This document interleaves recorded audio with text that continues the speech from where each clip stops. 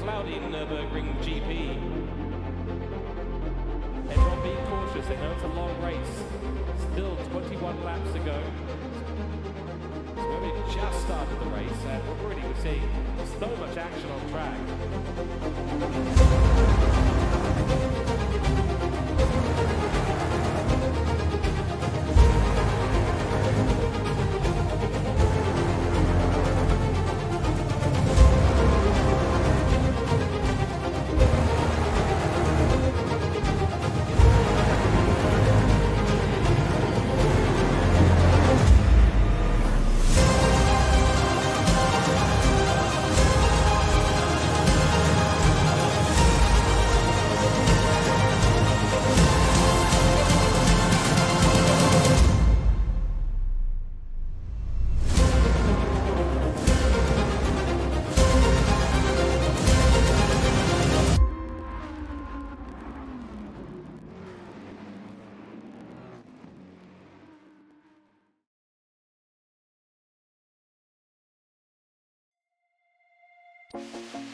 Hello and welcome to MotorMotion E-Series as the Player 1 Sim Gear Championship, GT3 Championship I should say, returns to your screens for Season 2. It's round 4 and we are now heading to the Americas.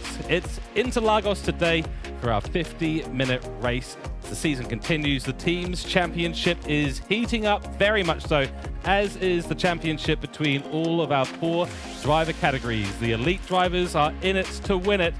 The pro drivers are in there as well. Pro-Am and Am Class 2. Things are getting spicy and it's time to head to this beautiful circuit. Interlagos, of course, 60,000 capacity here in Sao Paulo, Brazil. FIA Grade 1, the Formula 1 Brazilian Grand Prix here, running all the way from 2021 to the present. The FIA WEC 6 Hours of Sao Paulo, the TCR World Tour, the TCR South America, the Stock Car Pro Series, and the Milhouse Brazil also continuing to run here at this incredibly famous circuit with the new liveries, or pictures I should say, of Senna painted all over the walls of the main building, the recent race here, setting things in stone for the Formula 1 Championship. We're going to see what happens today for MotorMotion E-Series. Let's jump into it.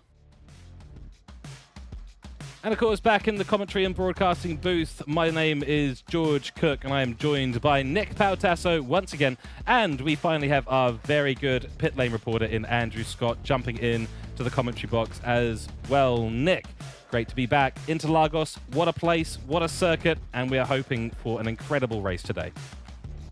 Yes, it certainly is. Hello there, George. Hello there, Ando. Hello, viewers. Yes, we are here for MotorMotion E-Series at the Autodromo Carlos Paz, also very well known as Interlagos. What we saw in the Formula 1 last weekend threw a lot of curveballs in the 2024 FIA Formula 1 Championship. So potentially we might be seeing something similar in the esports world of MotorMotion E-Series for the Player 1 Sim Gear GT3 Championship. I love this track. It's a great track for overtaking. There's a lot of places for strategy as well, but you have to be very careful because it's about that. The pit lane is one of the slowest pit lanes on the calendar, and especially getting on the exit is the worst that you can get. So thankfully the AI takes control of that. Otherwise we'll be seeing a bit of a traffic jam at the end of the pit lane, especially when cars are coming out on a fresh compound of tires. But we'll see what happens. But Ando Scott, welcome along. It's great to have you back in the comms box. And I hear that you're partying up with the Brazilians, and you've gone to the Carnival, and you've flown over from Rio de Janeiro from what very nice party that you told us on the other day. Yes, g'day guys, g'day viewers. Yes, having a very good time here in Brazil, enjoying the Skol beers, the Brahmas, the Brazilian barbecue. Oh, how good's that stuff? It's really good. Yeah, it's going to be really interesting. I like this track. It's a bit hard to overtake here, isn't it? So the long pit stop and a bit of overcutting and undercutting might happen today. Be very interested to see if anyone can one-stop it.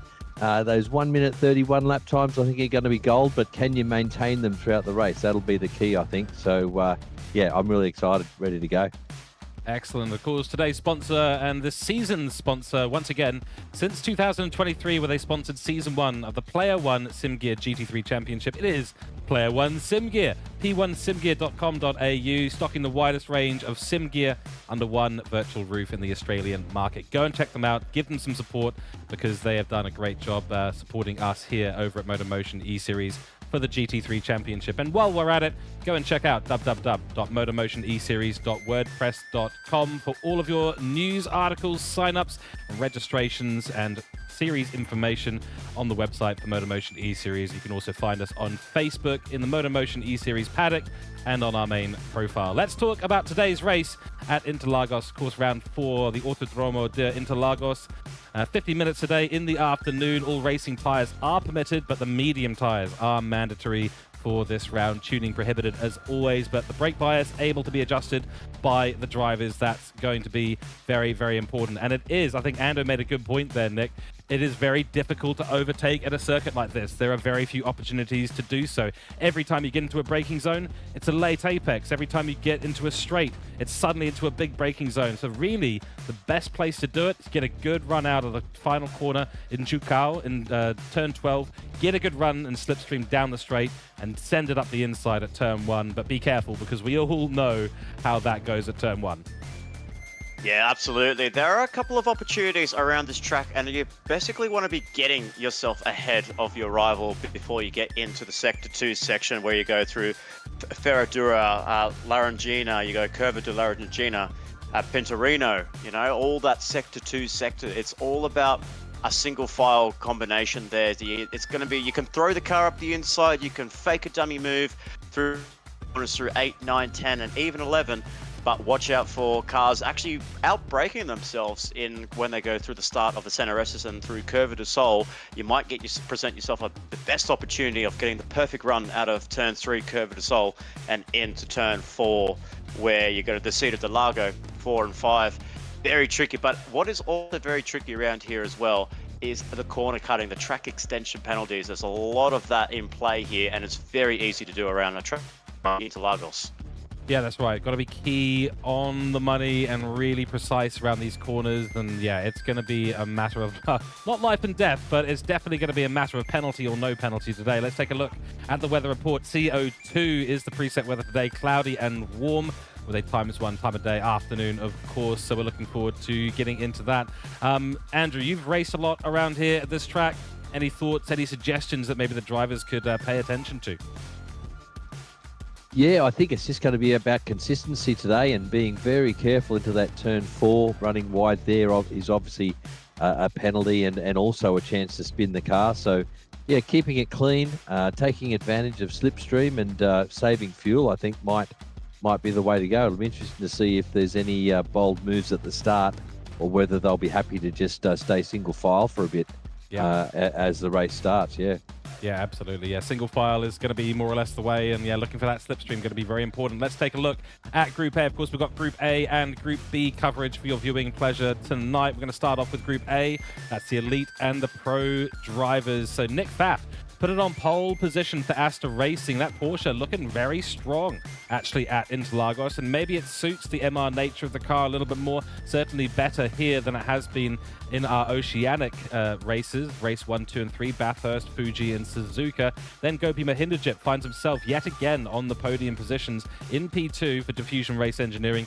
Then it's Lewis Atkinson for Hoon Corp Esports. Lewis Atkinson looking to make up for, I think, what was a little bit of a disappointing start to the season. He started to claw that back in Fuji, a little bit in Suzuka, but it hasn't gone his way. It's been very up and down for him.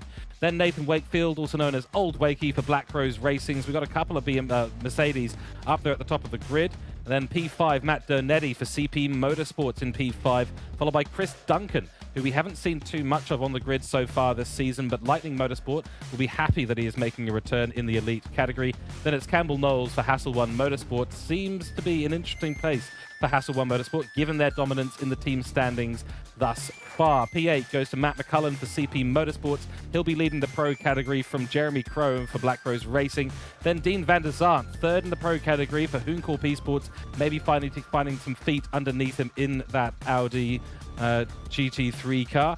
Then Daniel McDonald for Diffusion Race Engineering lines up in P11. Glenn Mead in P12 for Gridline Racing. Drew Griffin, P13 for Asta Racing. And Mick Hill, surprisingly, rounding out the grid today. So interesting to see that Mick Hill's down there in P14, but we all know what he's capable of, and I expect to see him making some progress here on the grid.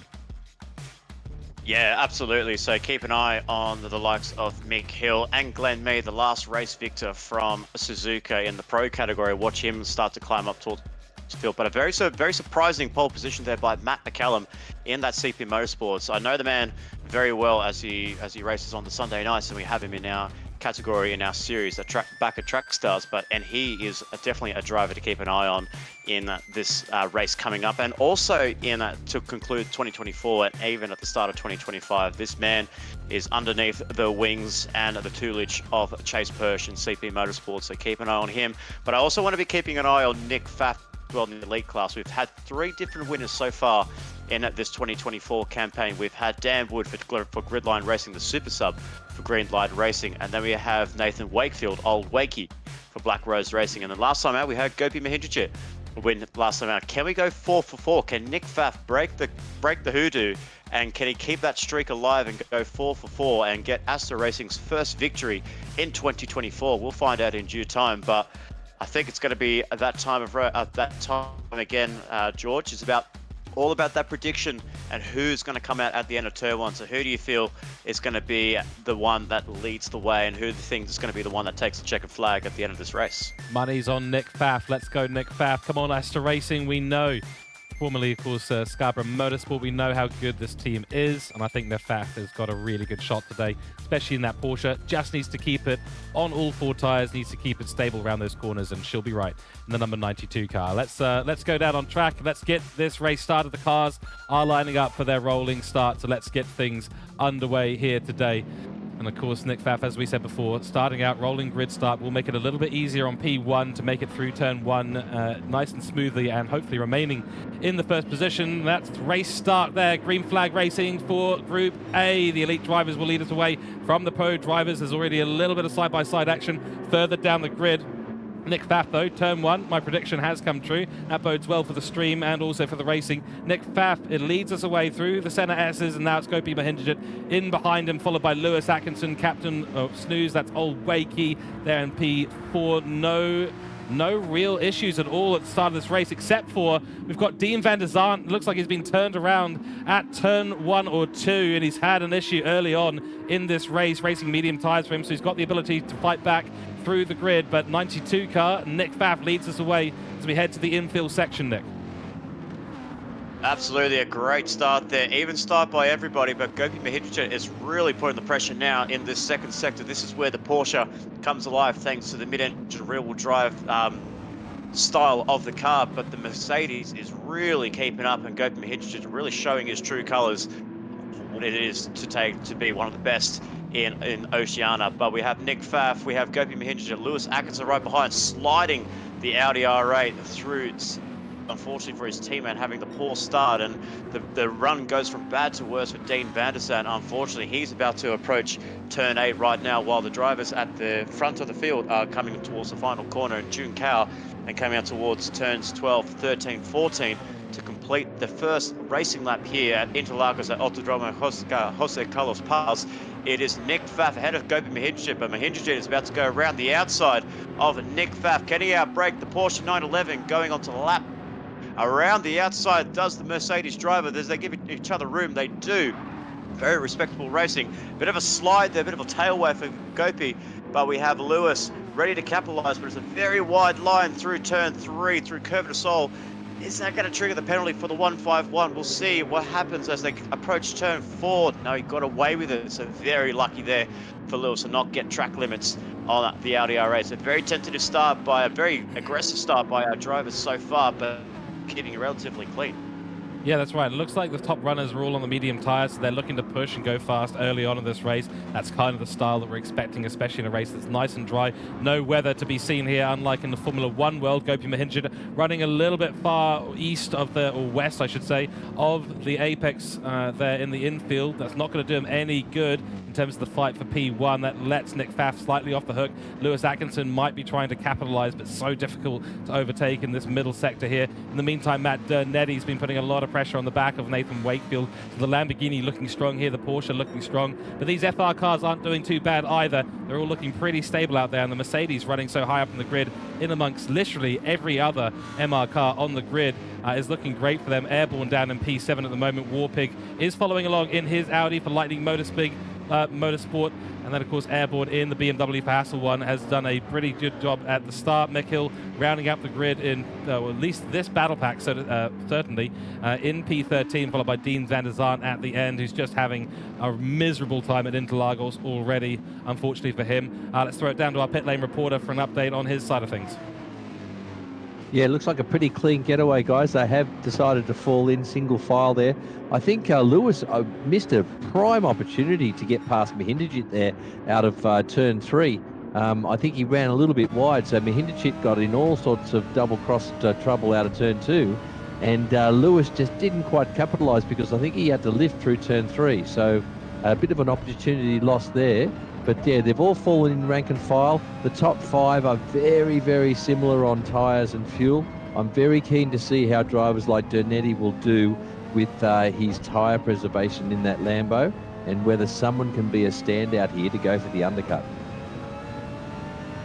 Yeah, absolutely. And it's great to see the top 6 are really pulling away from in P7 in Airborne. So obviously the BMW not really working at the moment so far in these early stages of the race, but the top 6 is really starting to run away and starting to keep close with each other. There's a couple of battle packs there between the top 6 as well as the back end of the elite class, as well as the leader of Pro in Matt McCallum, who's doing a really fantastic job running up in P8 overall, but running first in class. We did see another car in the background there that looks like there's a bit of a retirement. Oh no, there's actually cars in the background. That is not Dean van der Zaan. It is BVL Cyclone in Daniel McDonald for the second of the Diffusion Race Engineering Mercedes, who's also had a bit of an incident on the previous lap there. So his day looks to be done and looks to be having a bit of a battle with Dean van der Zaan to conclude this race. But hopefully for those two to be able to regroup, get to that pit window and try to see what they can come through. But we're seeing the first defensive move there by Nick Pfaff. He's getting that pressure from Hinderjit, and it's all kicking off so far as he just runs wide on the exit of turn 5 as they go to Ferradura. They're going to go side by side. Gopi's going to let him go through. Brake early to try and get a bit of a switchback moment, but Nick Pfaff places the car perfectly. But watch out for the cars that go for a little bit of a cheeky dive bomb into turn 8 as they're going to Pinarino at turn 9. But very classy racing there. Bit of a slide there, bit of a tail wag there for Gopi, which gives Lewis the opportunity to maybe throw it down the inside. He doesn't, he clips the grass, nearly rotates the car there. Great save, great car control by the Kiwi in 151, but it is starting to get a little bit tentative, George. I think drivers are looking to try and make the moves early on, because I can see a couple of drivers being a little bit impatient and they just want to get the move done. Which I think comes back to Andrew's point as to why Lewis didn't decide to go and send it on Gopi Mahindajit when he had the chance, because track position is key at Interlagos. It is so important to be ahead because it's so easy to find the defensive line to defend into the entire infield, basically turn 4 onwards. As long as you're ahead, you'll be ahead up until the start-finish line, which is what we've seen so far. Matt Dernetti just sticking the nose a little bit, trying to unsettle Captain Snooze. That's Nathan Wakefield in front of him. That Black Rose Racing Mercedes looking a little bit less settled than maybe what we're seeing with the Fusion Race Engineering's one, but you know, same machinery at the end of the day. We know how safe Gopi Mahindajit's hands are. He's been putting that pressure on Nick Pfaff, but he's just been holding solid, has Nick Pfaff. So no issues on his side whatsoever. In the background, of course, we've got plenty of battles down through the grid. BVL Warpig, that is Chris Duncan for Lightning Motorsport, still holding on to P6. Hasn't really got a battle on his hands at the moment, and not really able to keep up with the pack that is now the top 5 in this race. It's not over at all in terms of who's in this top 5. The top 3 haven't pulled away, the top 2 haven't pulled away, and our top pole sitter in Nick Pfaff has not pulled away either. So one small mistake here from any of these guys, and they will be losing at least 3 or 4 positions. Well, exactly what we saw there with Chris Duncan in BBL Warpig. He was right up with his battle pack which was a 6-man pack. But just one small mistake, the one small error, and he's already at least a couple seconds behind Donetti in P5. So that's what happens. And with a class like this, or with an elite class with the likes of Nick Pfaff, Gopi Mahindra, Lewis Atkinson, Nathan Wakefield, and especially Matt Donetti in that Lamborghini Hurricane is about to make the move on old Wakey in Captain Snooze and comes through to take P4. That Lamborghini is really strong at a straight line speed compared to the Mercedes. Very harsh on the tires, but it's a very slippery car around here, and he's made the move done nice and stick up into P4, and now for the hunt for the podium positions. Exactly right. We'll take a little look around the grid in a few moments, but Andrew Scott, can you let us know your thoughts? MR versus FR, which would you prefer here at Interlagos? Yeah, the Mercedes look to be a little bit of a handful, don't they? We've already seen Gopi Mahindra get a little bit out of shape. And I can tell you now, old Wakey's fronts are looking a little bit worse for wear already. He definitely got a very bad exit out of that last corner there, which allowed Donetti to just drive right past him down the straight. So the MR cars, yeah, they're looking pretty good. Their front tyre wear, they've just got to watch their rears. So it'll be very, very interesting to see if the Mercs can keep up with the MR cars throughout the rest of this stint. Too right. Exactly. A little update here, just pro standings very quickly. We've got Jeremy Crow for Black Pros Racing. He's leading the pro category at the moment and doing a really, really good job there. Then we've got, of course, Big Bruce the Shark. As Glenn Mead in P9, followed by Mick Hill. Mick Hill has had a massive charge back through the field and is doing really, really well in that number 3 car. Yeah, very good start. Very nice drive there so far by Mick Hill, but unfortunately for Matt Callum from pole position down to P4 in class. So obviously a mistake happened. I saw a couple of laps ago. I think he tried to make the move on Campbell Knowles at the beginning of the Center S's, and I think he just ran a little bit too hot and losing 3 positions in the span of a couple of corners. But he's about to make the charge back now as he goes around the outside of Mick Hill. Racing room given between the two manufacturers in the BMW and Lamborghini, but Mick Hill holds the position, holds on to P3 at the moment, but you can see the advantages and disadvantages of the Lamborghini. Very fast in a straight line, but very unsettled on the rear when you make a mistake, and unfortunately he's now lost 5 car lengths to Mick Hill. Is now just having to sit back and just try to regrip and try not to let Drew Griffin right behind in OGR Toolshed overtake him. Yeah, that's right. So a nice battle happening here for the pro category. Really good to see. And of course, Jeremy Crow leading us away in that right now. And that would mean that we do have yet another winner for pro category if the checkered flag was to be held right now. But it's a long race at Interlagos. Short lap, long race, many, many laps to get done. So there's lots of opportunities for small mistakes to turn into big mistakes overall in this grid. Was, as you say, Drew Griffin just in behind them. Then it is Cyclone, who had their issues holding front splitter damage at the moment in the pro category. Then Dean van der Zart still trying to catch his way back up. But for these two, I mean, without the slipstream, it really is race over, isn't it, at a circuit like this? Yeah, exactly. I mean, the only thing they're going to need to pray for safety car, but unfortunately with Gran Turismo 7 we don't have the safety car and not in MotorMotion as well. So it's just a long race for these guys. I think for them as well, it's just probably about the mileage and probably just about getting seat time and track time. But the move for elite class is on, and Gopi Mahindra throws the Mercedes down the inside and he holds the position very nicely, did not outbrake himself. Great move there by Gopi, now to inherit the race lead, overall lead and class lead in the elite class. Gopi Mahindra up to, but Mick Pfaff is not giving up. Nick trying to go down the inside, which is well covered by Gopi to try and go around the outside of turn 4. Can he hold it around there? It is quite possible. It's about racing room given at the exit of turn 4 and 5, but it is Gopi now the leader of the elite category, with Lewis right behind there, ready to pick up the pieces with these two collide. That was a very nice overtake from Gopi Mahindra. Now, we had Nick Pfaff trying to defend the inside line. He got on the brakes, but Gopi Mahindra said, look, there's a little bit of a gap there. I think I'm just going to take that gap. And he did. He channeled his inner Verstappen, went right on through into turn 1 braking zone, got it pulled up. And amazingly, he got it pulled up from that distance in the braking zone. So really nice job from Gopi, and then defending the position into turn 4 as well. Andrew Scott, give us your thoughts on that overtake, because that was something special. Yeah, that was a really, really bold move, and he had to be, I tell you, because his front tyres are already showing a little bit more wear than his opponent, so he has to make hay while the sun shines here. So let's watch for him to possibly check out here in stint 1 and create a gap for himself, because I think he's going to need it. Yeah, and also I want to, when you let us know, Ando, we're not seeing a man in 4th place. That did inherit 4th place. Matt Donetti, he's really gone AWOL, so he's not even in the top 8. So something dramatic has happened to the CP Motorsports Lamborghini Huracan driver in the 51. He was running in P4 ahead of Nathan Wakefield and ahead of Chris Duncan. So hopefully we can come back to you very shortly on what happened to Donetti. Obviously, perhaps a mistake or maybe contact between himself and Wakefield. We'll find out in due time, but that's a very big surprise there because he was right up there. So it's something. It has to be something dramatic that happened on his end. But Oh, it he's is. just had a little tank slapper out of turn 4, guys, on lap 8. Oh, So no. he's There just you got a go. little bit double crossed over, and he's ended up facing the wrong way, and he's had to wait for the entire field to go past before he could do a little flick turn and get the car underway again. So very unlucky for him there on the exit of turn 4, just collecting a little bit too much curb on the exit, and around he went. Well, there you go. Matt Donetti out of the top 5 as it stands right now. He'll have damage on that car to repair in the pit lane too. So that Lamborghini, it is a little bit tail happy. And it sounds like he got a little bit onto the exit curb of turn 4. And that's such a tricky area.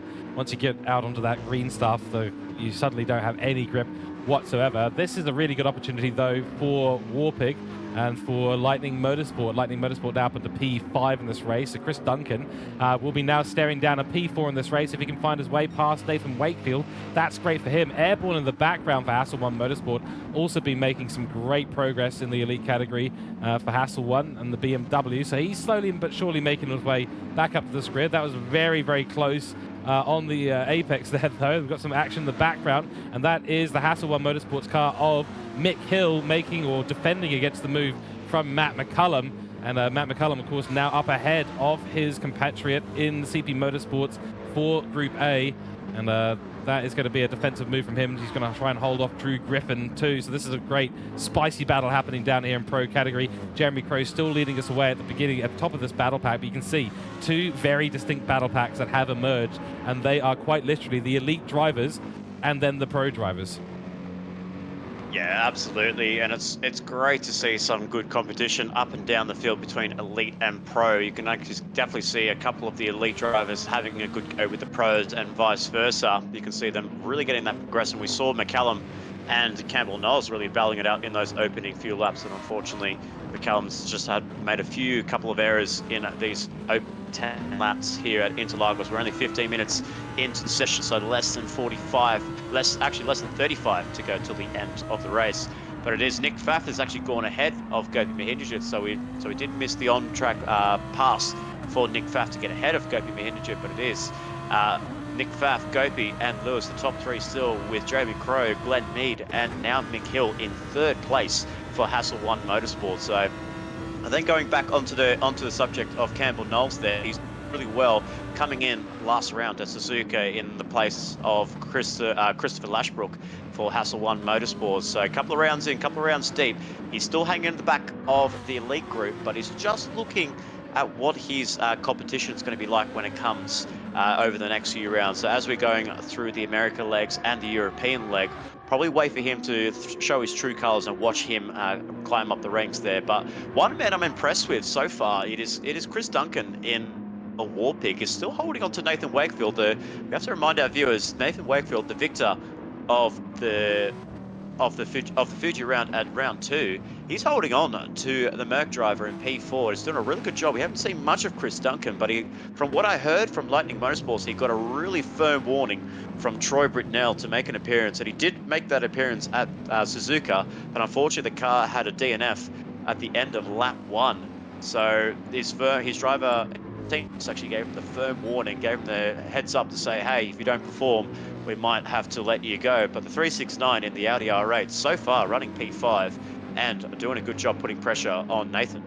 Yeah, this is a much better result for Chris Duncan so far, but he will have the pressure from Airborne Campbell Knowles on the rear. But right now, he's not under any pressure from anyone. Just needs to find a way past Nathan Wakefield, and that'll be where Lightning Motorsports needs to be. They need their elite driver up there in the top 4, preferably even higher on the grid. It's a little bit of a look. Nose is being stuck out there. Tight apex line for the 369. Nearly into penalty territory there as well. Andrew, let's go down to you for some opinions. Yeah, sorry, I'm just watching the leaders here. I saw Nick Pfaff, he got past Mihindicic there on lap 11 because Mihindicic got a little bit crossed over again through turns 1 and 2. So it looks like that Mercedes really is a little bit of a handful in the first sector here at Interlagos. But there was a little bit of hip and shoulder involved, but Nick Pfaff decided to take advantage of the little run he had. And he got himself back into P1, and he was purple there as well because his tyres are looking pretty good, somewhat better than the Mercedes cars behind him. So Pfaff's looking pretty good for now in his Porsche. Yeah, seeing a nice battle for P4 as well there between Chris Duncan and Nathan Wakefield, but I can definitely see with tyre wear, oh, good save there by Chris Duncan, almost loops the car around at the exit of turn 10. That was a great save there by the Lightning Motorsport driver. But I was about to say, the Mercs are really struggling on the tyre wear, Xander, compared to the MR cars. I really would have thought it would be the other way around. The mid-engine rear-wheel drive cars would be struggling on the rears, but it looks to be the front of the Mercedes that is really hampering, that is really burning their tyres a lot quicker than the MR cars in the Audi and Lambo and Porsche. Yeah, it just seems to be the conditions today are just causing those Mercs to slide around a little bit. So they're really, really hammering their front right tyre, both the Mercedes in the top 4. And the MR cars, though, they're not out of the woods either. Their right rears are starting to show signs of slowing them down too. Here we go. Battle for P1 is on yet again. Nick Pfaff has had to take the outside line, and Gopher Manager has gotten around him on the inside of turn 4. Will there be space given into turn 5 and 6?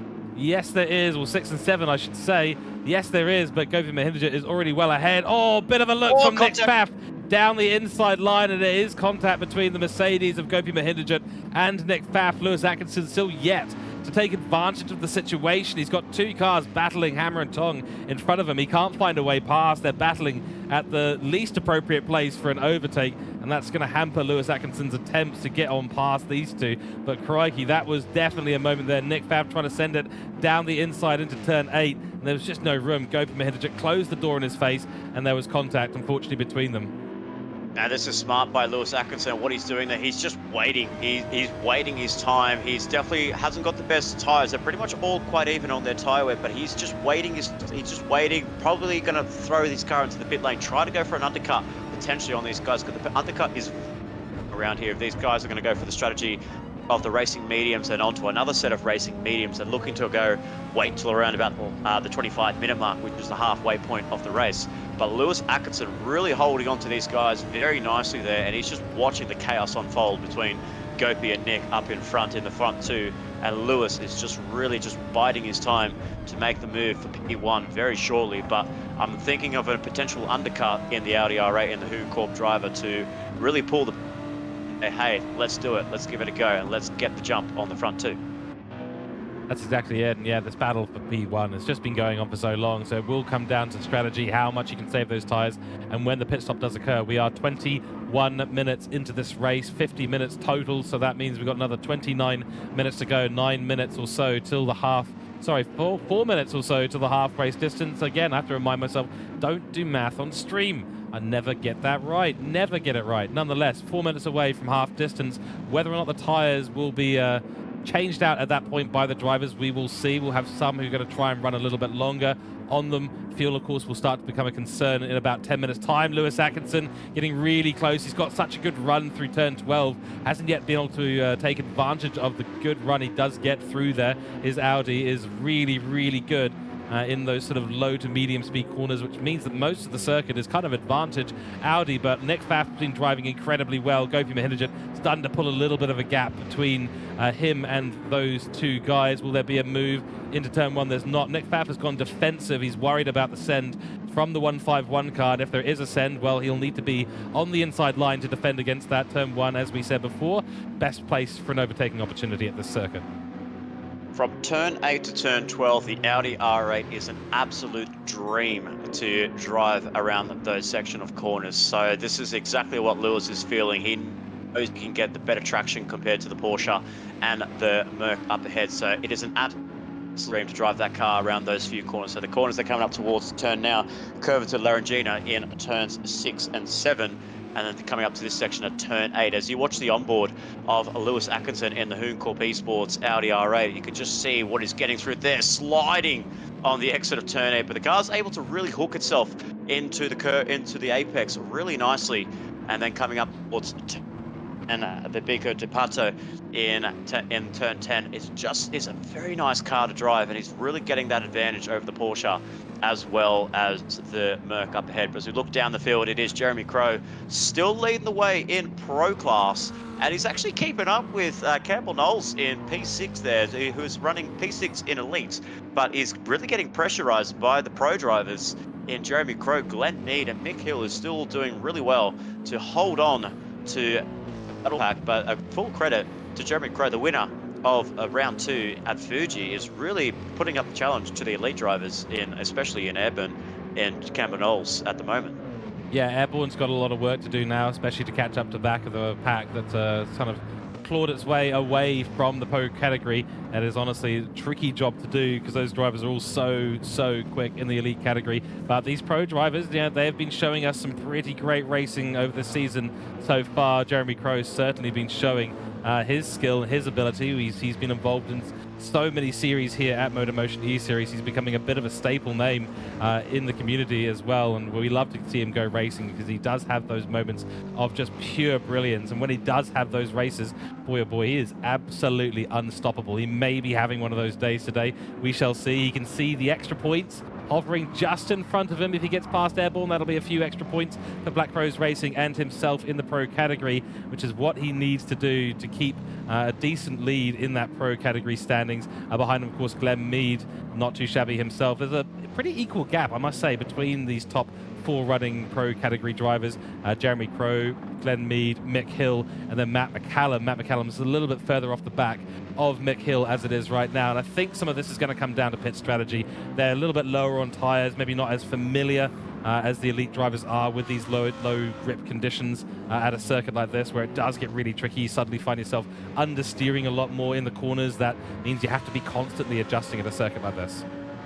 Well, the top 3 in the Pro are the race victors that we've seen so far in 2024 for the GT3 Championship, sponsored by Player One Sim Gear. So we have Jeremy Crow, round 2 victor. We have Glenn Mead, the previous round victor at Suzuka, and we have Mick Hill, the first victor at Mount Panorama. So will one of these 3 go get their second victory here, or will we see a different name like Matt McCallum or Griffin for Asta Racing get the victory? We'll see in due time, but it is the Black Rose Racing boys in both Nathan Wakefield and Jeremy Crow, thankfully separate booms for the pit stops. Otherwise, they'll be getting themselves held up, and that would have been an absolute blunder if we had cars being held up in the pit lane. But also Matt Donetti for CP Motorsports, after that spin, unfortunately, just hasn't really been involved anywhere. So it's just all going to be strategy and pace for the CP Motorsports driver. So all the chaos unfold in pit lane. That was a bit of a close call there by the Black Rose Racing team, all coming out on the racing mediums. But thankfully, I was just saying earlier that if we saw some double stacking, that could have been a huge costly blow for Black Rose Racing. Yes, luckily they don't need to worry about that problem in this series. So crisis averted there. But I tell you what, guys, there will be some winners and losers out of this pit stop in the top 3 or 4 drivers. The Mercedes looks to be a very, very thirsty beast indeed, and I think it's going to lose possibly 3 seconds or more in the pit stop because of refueling. And interestingly, we've had Gopi Mahindra remain out on track as we've passed the 26.5-minute mark. Also, Chris Duncan slide there for Gopi Mahindra. He's pushing hard. He knows that the two who are right behind him fighting for the spot he is now in have now gone into the pits. That's Lewis Atkinson and Nick Pfaff getting a change of tyres, probably onto the mediums again, and then getting a bunch of fuel to get themselves to the end of this race. We'll keep an eye on those numbers in the pit lane. 40 litres, 50 litres for Lewis Atkinson. Pfaff already at 60, going up to 70 litres. Will it be 75 or so? No, it's going to be even more than that, just under 80 litres of fuel. Same for Lewis there as well. So both of them will come out with just under 80 litres of fuel on board. And Gopi Mahindra, this needs to be a good lap for him, but it also needs to be a great out lap and first hot lap for Nick Pfaff and Lewis Atkinson, because Gopi Mahindra's got that clean air and he's running quick in the low 1-minute 32s basically consistently throughout this race. Oh, another slide there. Those racing medium tyres are dead. I would be surprised if Gopi Mahindra tries to stay out for another lap. He's going to be in, yeah. It has to be in at the end of this lap for sure. But look at the lap times are very consistent though, especially on the worn tyres. Full credit to Gopi Mahindra on getting into those low to mid 132s, as well as Chris Duncan to the mid 32s as well. So great pace by the Lightning Motorsports driver. The red light has come on for the Lightning Motorsports. Will we see the front two come into the pit lane? We see Gopi come into the pit lane, but what the difference we see here, George, he's burned more fuel than we saw with Nick Pfaff and Lewis Atkinson. So he burned 11% more fuel. 11% more fuel compared to Nick Pfaff and 13% more than Lewis. So this could be a big change in the race. Yeah, it could be indeed. I just want to take my hats off quickly to Drew Griffin, who put his emergency lights on, his double indicators on as he was coming into the pits, just signaling, even though there was no drivers around him.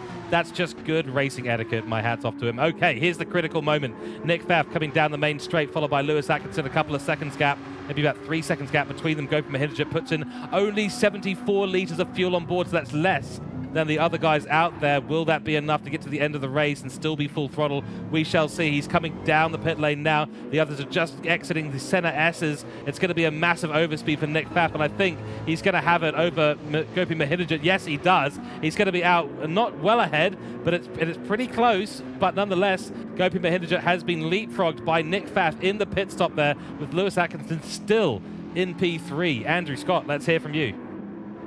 Yeah, he was a sitting duck there, guys, wasn't he, P1, by staying out that extra lap on worn tyres.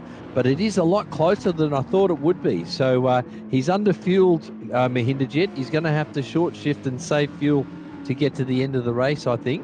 But, yeah, it's game on, isn't it? Certainly is, yeah. So looking around the field, we've still got Chris Duncan in P4, and he's being flanked by a number of drivers. That's Nathan Wakefield there. So Nathan Wakefield has been leapfrogged as well by Chris Duncan, who went in that lap, stayed out that extra lap. So actually does look like the overcut has worked actually reasonably well for the most part, other than for Gopi Mahindra, who did lose that one position. We shall see how he goes in the remainder of this race. Then Nathan Wakefield P5. Dean van der Zaan has yet to come into the pit, so we will see him in a relatively short period of time, so he's a little bit out of position right now. Then Airborne, catching actually up reasonably well to the back of Nathan Wakefield. That's a good position, a little bit unlucky to be stuck behind Dean van der Zaan. Would love to have been in the slipstream of that Mercedes ahead. Then Mick Hill, who is now leading pro category.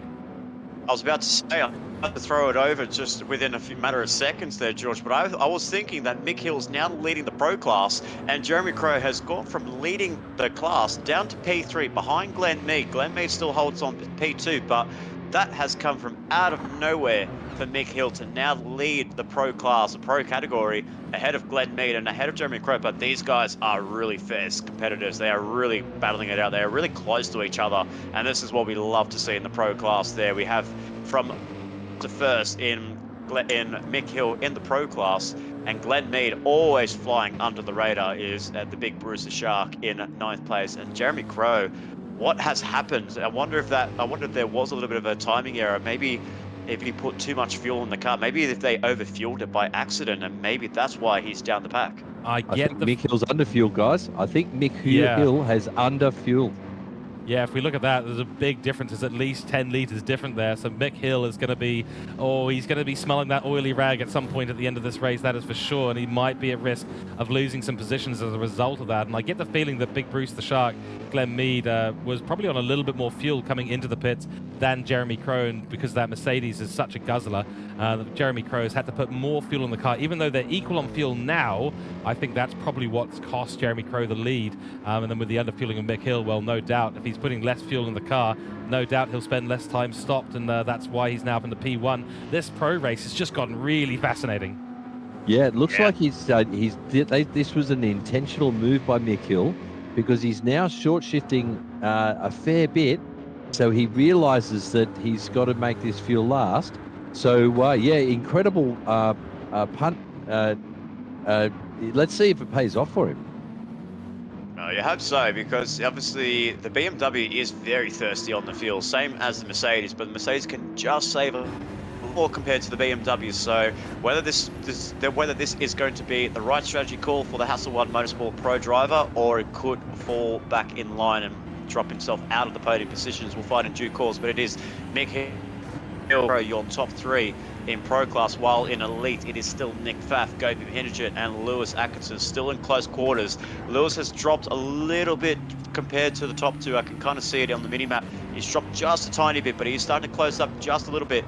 Because, my goodness, that top three is so close in both categories, George. It's actually incredible to see there. Dean van der Zandt at the moment is the temporary leader in the Pro category, but he's yet to make a pit stop, and watch for him to unfortunately tumble down the order. So while it is some great moments here in the MotorMotion E-Series GT3 Championship, we're seeing a couple of different what can we say here? A couple of different stories here. CP Motorsports in the Lamborghini. I'm a little bit surprised that the Lamborghini really performed so far. Unfortunately, the error that was made by Matt Donetti and Matt McCallum, but it just doesn't really seem to be hooking up for the Lamborghini drivers so far.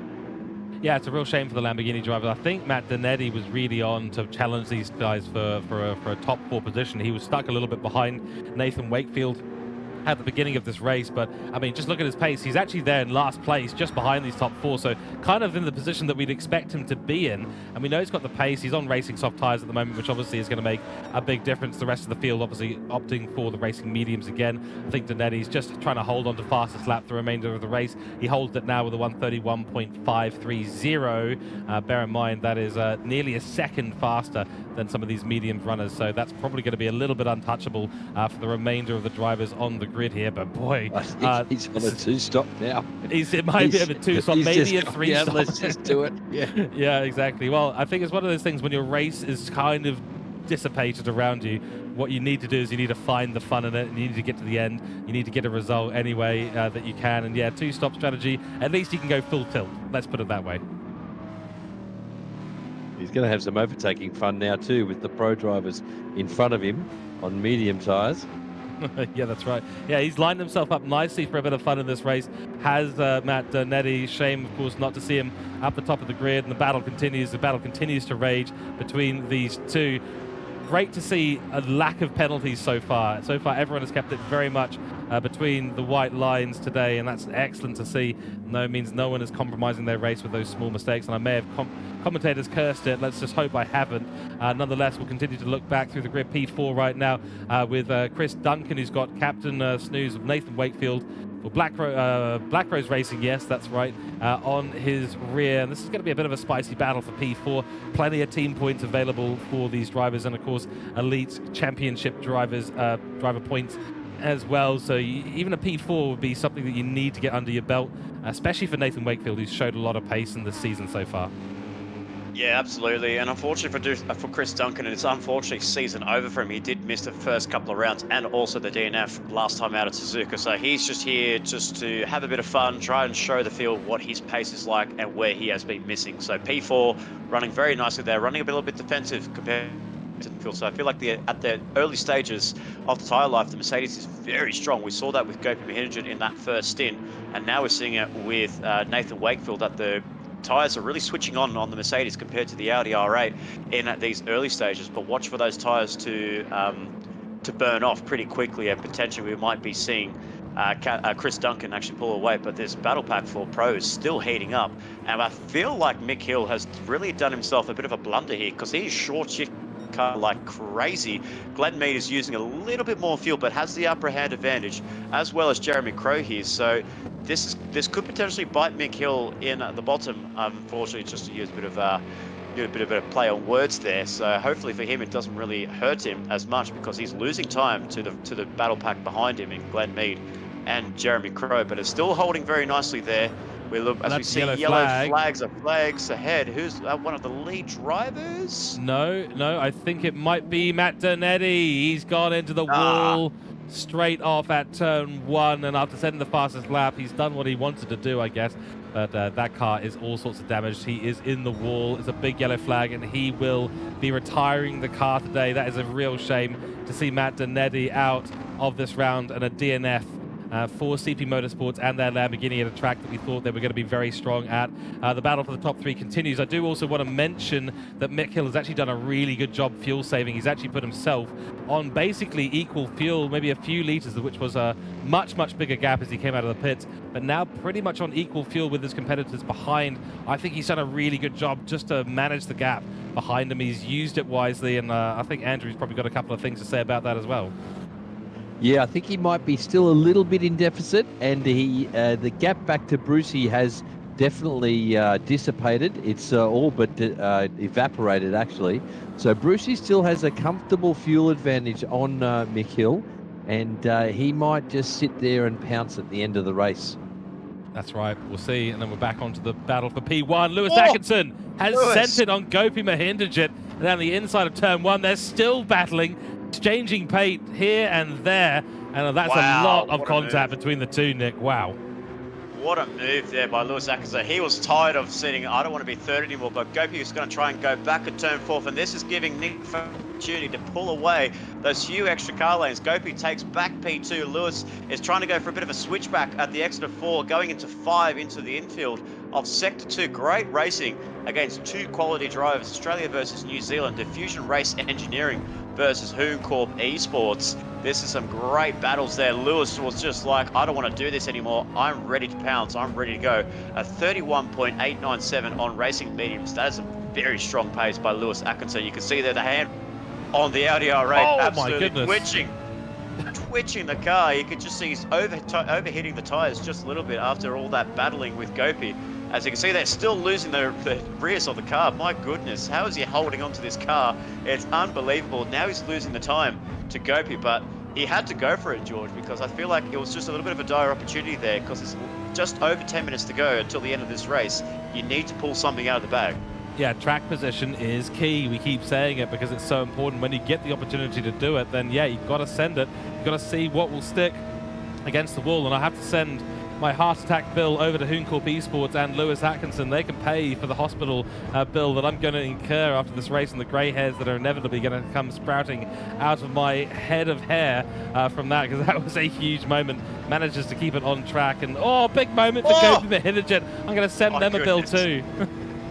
These guys are throwing these cars to the absolute limit, and we're about to cross the 10-minute mark of racing to go. So this is going to be some exciting racing to conclude the Group A of Elite and Pro class.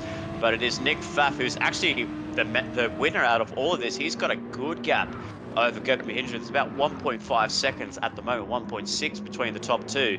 And Lewis Atkinson is still trying to hold on to the Merc driver, but these guys are well clear of the rest of the pack there in Chris Duncan, Nathan Wakefield, and Campbell Knowles. Opening up our top 6 in the elite category with Mick Hill, Glenn Mead, who's now been actually overtaken by Jeremy Crow. So Jeremy Crow up to P2 now. Glenn Mead with a mistake at turn 4. Probably an inside move there by Jeremy Crow at turn 4. But now it's Jeremy Crow's turn to try and catch the BMW driver and catch the Hasselblad Motorsport driver in Mick Hill. We know Mick Hill's a very strong driver. He has been under the tutelage of the Mick Cooke driver development with the experience of Ando Scott in the commentary booth, and he'll be cheering on his man Mick Hill to try and get his second victory here in the Player One Sim Gear Championship, GT3 Championship. But it's not over yet. Less than 10 minutes to go, less than 9 minutes to go, George. My goodness, so we're gonna have to strap ourselves in because we're seeing battles up front, left, right, and center. My goodness, Interlagos delivers the absolute best here at MotorMotion. This is why it's one of the best racing circuits in the world. Some hate it, some love it, but I tell you, the racing that you get here is absolutely brilliant. Andrew, you'd be whispering some, not sweet nothings, but certainly some advice in Mick Hill's ear right now. If you could be, what would you be saying to him? Yeah, I'd just be saying, mate, keep it together, keep your rhythm going, and look after that fuel number. That's going to be critical for him. So he's unfortunately he's made his own bed now. He's going to have to sleep in it. But I'm really concerned for him at the end of the race with the cars behind, still with a slight fuel advantage. They might be able to come charging at him up that hill, up the main straight. That's where he might be a little bit vulnerable, I think. Yeah, that's right. And we did see, of course, the overtake. Well, we didn't see it on the broadcast, but we saw the overtake of the Mercedes, which is looking strong. Still got a fuel advantage. Does Jeremy Crow. We know he was leading pro category for a long time early in this race, but a long pit stop. And with Mick Hill under-fueling his car, has given track position to Mick Hill. But he's on a charge right now, 33.1 that last lap when he made the overtake. And then 32.557 that last lap, whereas Mick Hill has not really been towards that area. That last lap was very good actually from Mick Hill, a 32.5. He might be in the zone where he's thinking, okay, I can squeeze the throttle just a little bit more, upshift at a slightly higher RPM, because I know that I've now got Jeremy Crow in behind me, and that Mercedes is going to eat me alive on the straight if he gets within that slipstream distance, currently sitting outside of it, probably about 2.5 to 3 seconds down the road right now. And Mick Hill's just going to have to manage that through the infield section where he can short shift a little bit more, can lift and coast into the corners, save fuel, while also being quick on the apex. But he's going to have to be smooth, and he's going to have to be smart about this one. Yeah, the good news for him is that his tyres are looking great, though, compared to his competitors behind him. So he's got that going for him. I was about to make mention of that. The BMW has really been really strong on its tyre wear here at Interlagos compared to all the other competitors around here. So very, very conservative on the tyres, but he's able to when he can, when he needs it, which is in that sector 2. So you can really lean on those tyres a little bit more compared to Jeremy Crow, who's actually just burning the fuel. He's actually using the fuel, revving the guts out of that Mercedes AMG to try and close up to Mick Hill. Well, Mick Hill can just really use his tyres to his advantage and really lean on them a bit more to try and actually find those few extra tenths on the Merc driver and the Black Rose racer of Jeremy Crow. But my goodness, I'm looking at my secondary cameras. I cannot take my eyes off the battle for the elite class. Nick Pfaff, Cooke, and Lewis Atkinson.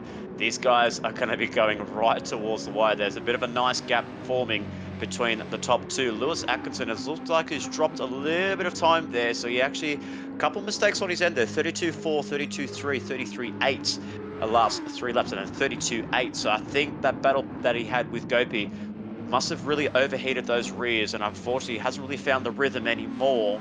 He was closing up a little bit on the previous lap. Unfortunately, just a mistake on his end has really hurt his chances of trying to get up towards the front two, which is a bit of a shame here. I was looking forward to that 3-way battle pack for the elite victory between the top 3. But Nick Pfaff, so far, with just over 6 minutes to go, looks to be in prime position. But never take your eyes off Gopi, because he's one of the top drivers in the Oceanic region. He's been on world tours. He's been up there at the top of the time charts in the daily races and even in the time trials as he runs wide at the exit of turn 7, turn 8. Very risky to get yourself a half-second penalty there.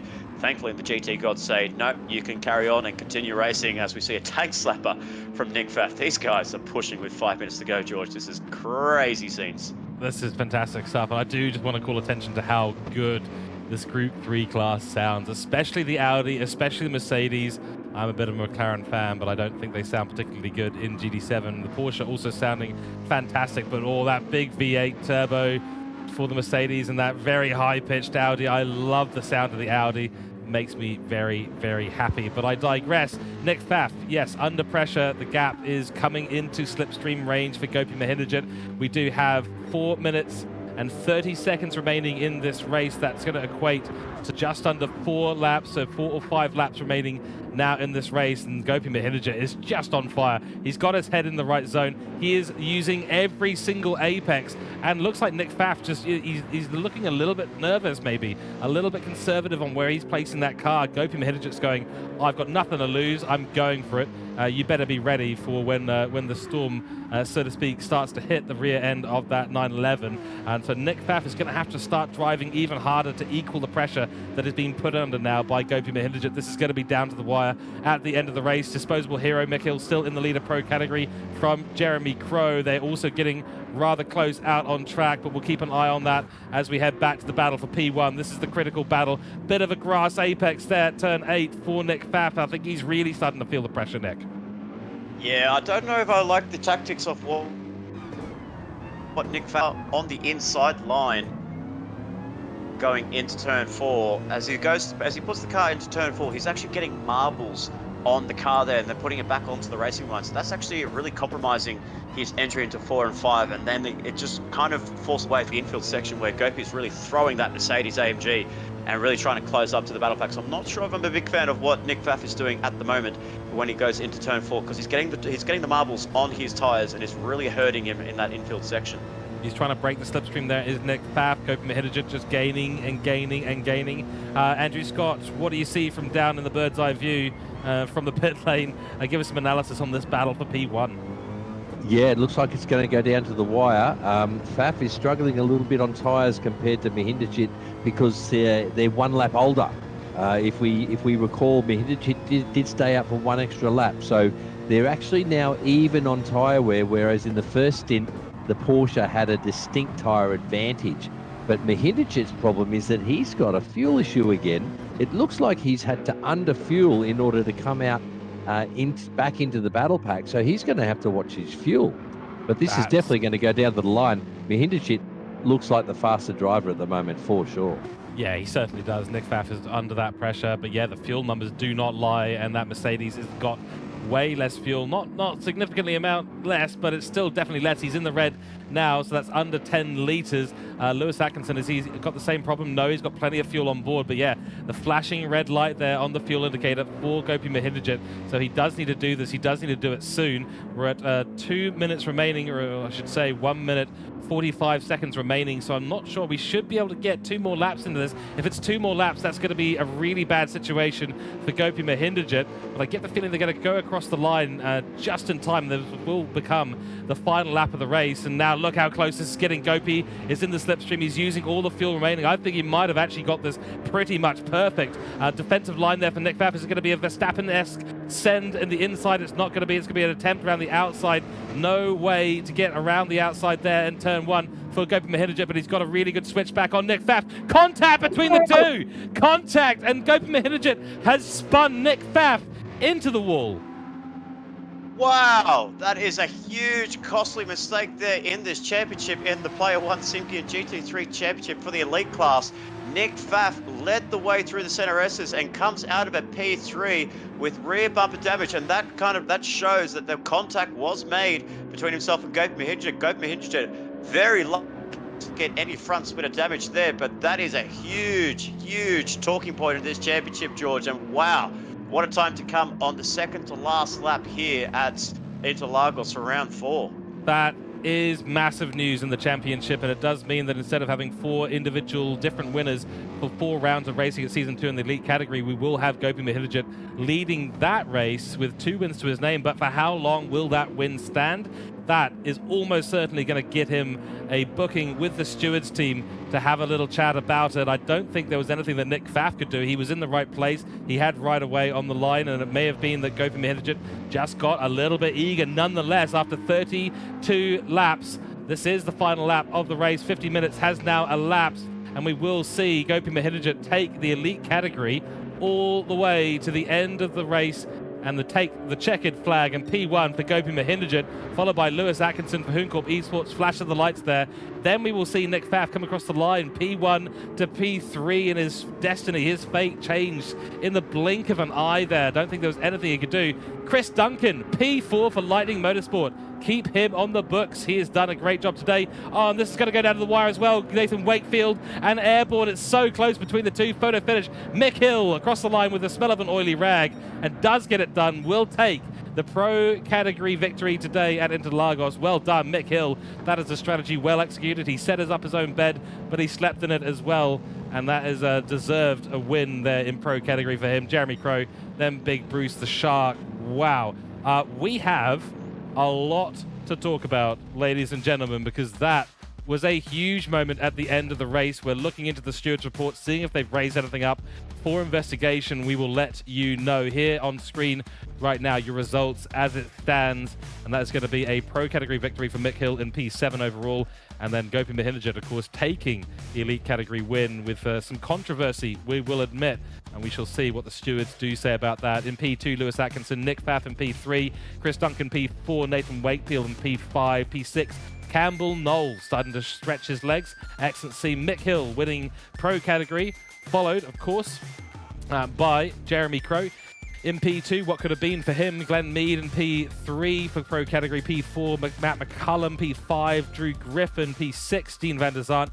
Then we've got Matt Dernetti, P13 for him overall, Dan Wood, P14, Luke Stone and Daniel McDonald, of course, DNSs and DNF from Matt Dernetti and Daniel McDonald in this race today. Gentlemen, wow. Let's just have some hot takes from you chaps. What did we just witness? Last lap and a massive racing incident. Yeah, I am just trying to roll back the footage on my secondary cameras, and I'm just trying to see what happened. My goodness, it was close quarters there. I feel like Nick Pfaff may have just lost the rear end there. Maybe Gopi had nowhere to go. I'm sure Ando will probably have better vision than me compared to what from what I'm seeing at the moment. But from what I'm recalling there, that is going to be a very, very long debrief, and I think the team managers of Aiden Sampson and Dylan Scarborough, the respectable team owners, it could potentially brew up some rivalry like we see the McLaren and Red Bull Racing in the Formula One field. There could be a few fisticuffs between the two team managers, while the team at Hoon Corp Esports with Lewis Atkinson will be licking their lips and thinking, you know what, I might be able to get this fourth victory here by default if Gopi is given a penalty, a post-race penalty. But overall, I will have to say that was some great racing no matter what. I mean, excluding the contact that was made between those two drivers, I thought the racing between all three of them respectively was absolutely man of the match there. And I think man of the matches as well. Honourable mentions go to Chris Duncan in P4, Mick Hill, the victor of the pro category, but I might throw my hat in early for driver of the day here, and I'm going to give it to the man that's flown under the radar in this race, under the pressure of his team boss at Lightning Motorsport, Chris Duncan. What a way to start your campaign here at MotorMotion. P4, great result, clean car, clean race, and driver of the day from myself. Fantastic. Thank you, Nick. We'll throw it over to Andrew Scott in just a moment. My driver of the day is going to be Nick Pfaff. I think he drove a brilliant race today. He was battling with one of the fastest drivers in elite category. And the fact is, what could have been? I think he got a little bit unlucky there at the end. Don't think it was anything that he did that really initiated that. Initiated that. But I think Nick Pfaff overall drove a brilliant race, so he'll get my driver of the day today. Andrew, can you give us any shedding of the light on the situation we saw at the end of the race there? Yeah, I'm having a look at the replays, guys, and it looks like Mahindajit has just gone for the switchback on Nick Pfaff, and it just hasn't worked out for him. He slightly misjudged it because Nick Pfaff definitely was in all sorts of bother on the curb of turn 3. He was out of shape, and Mahindajit was, I think, going for the switchback.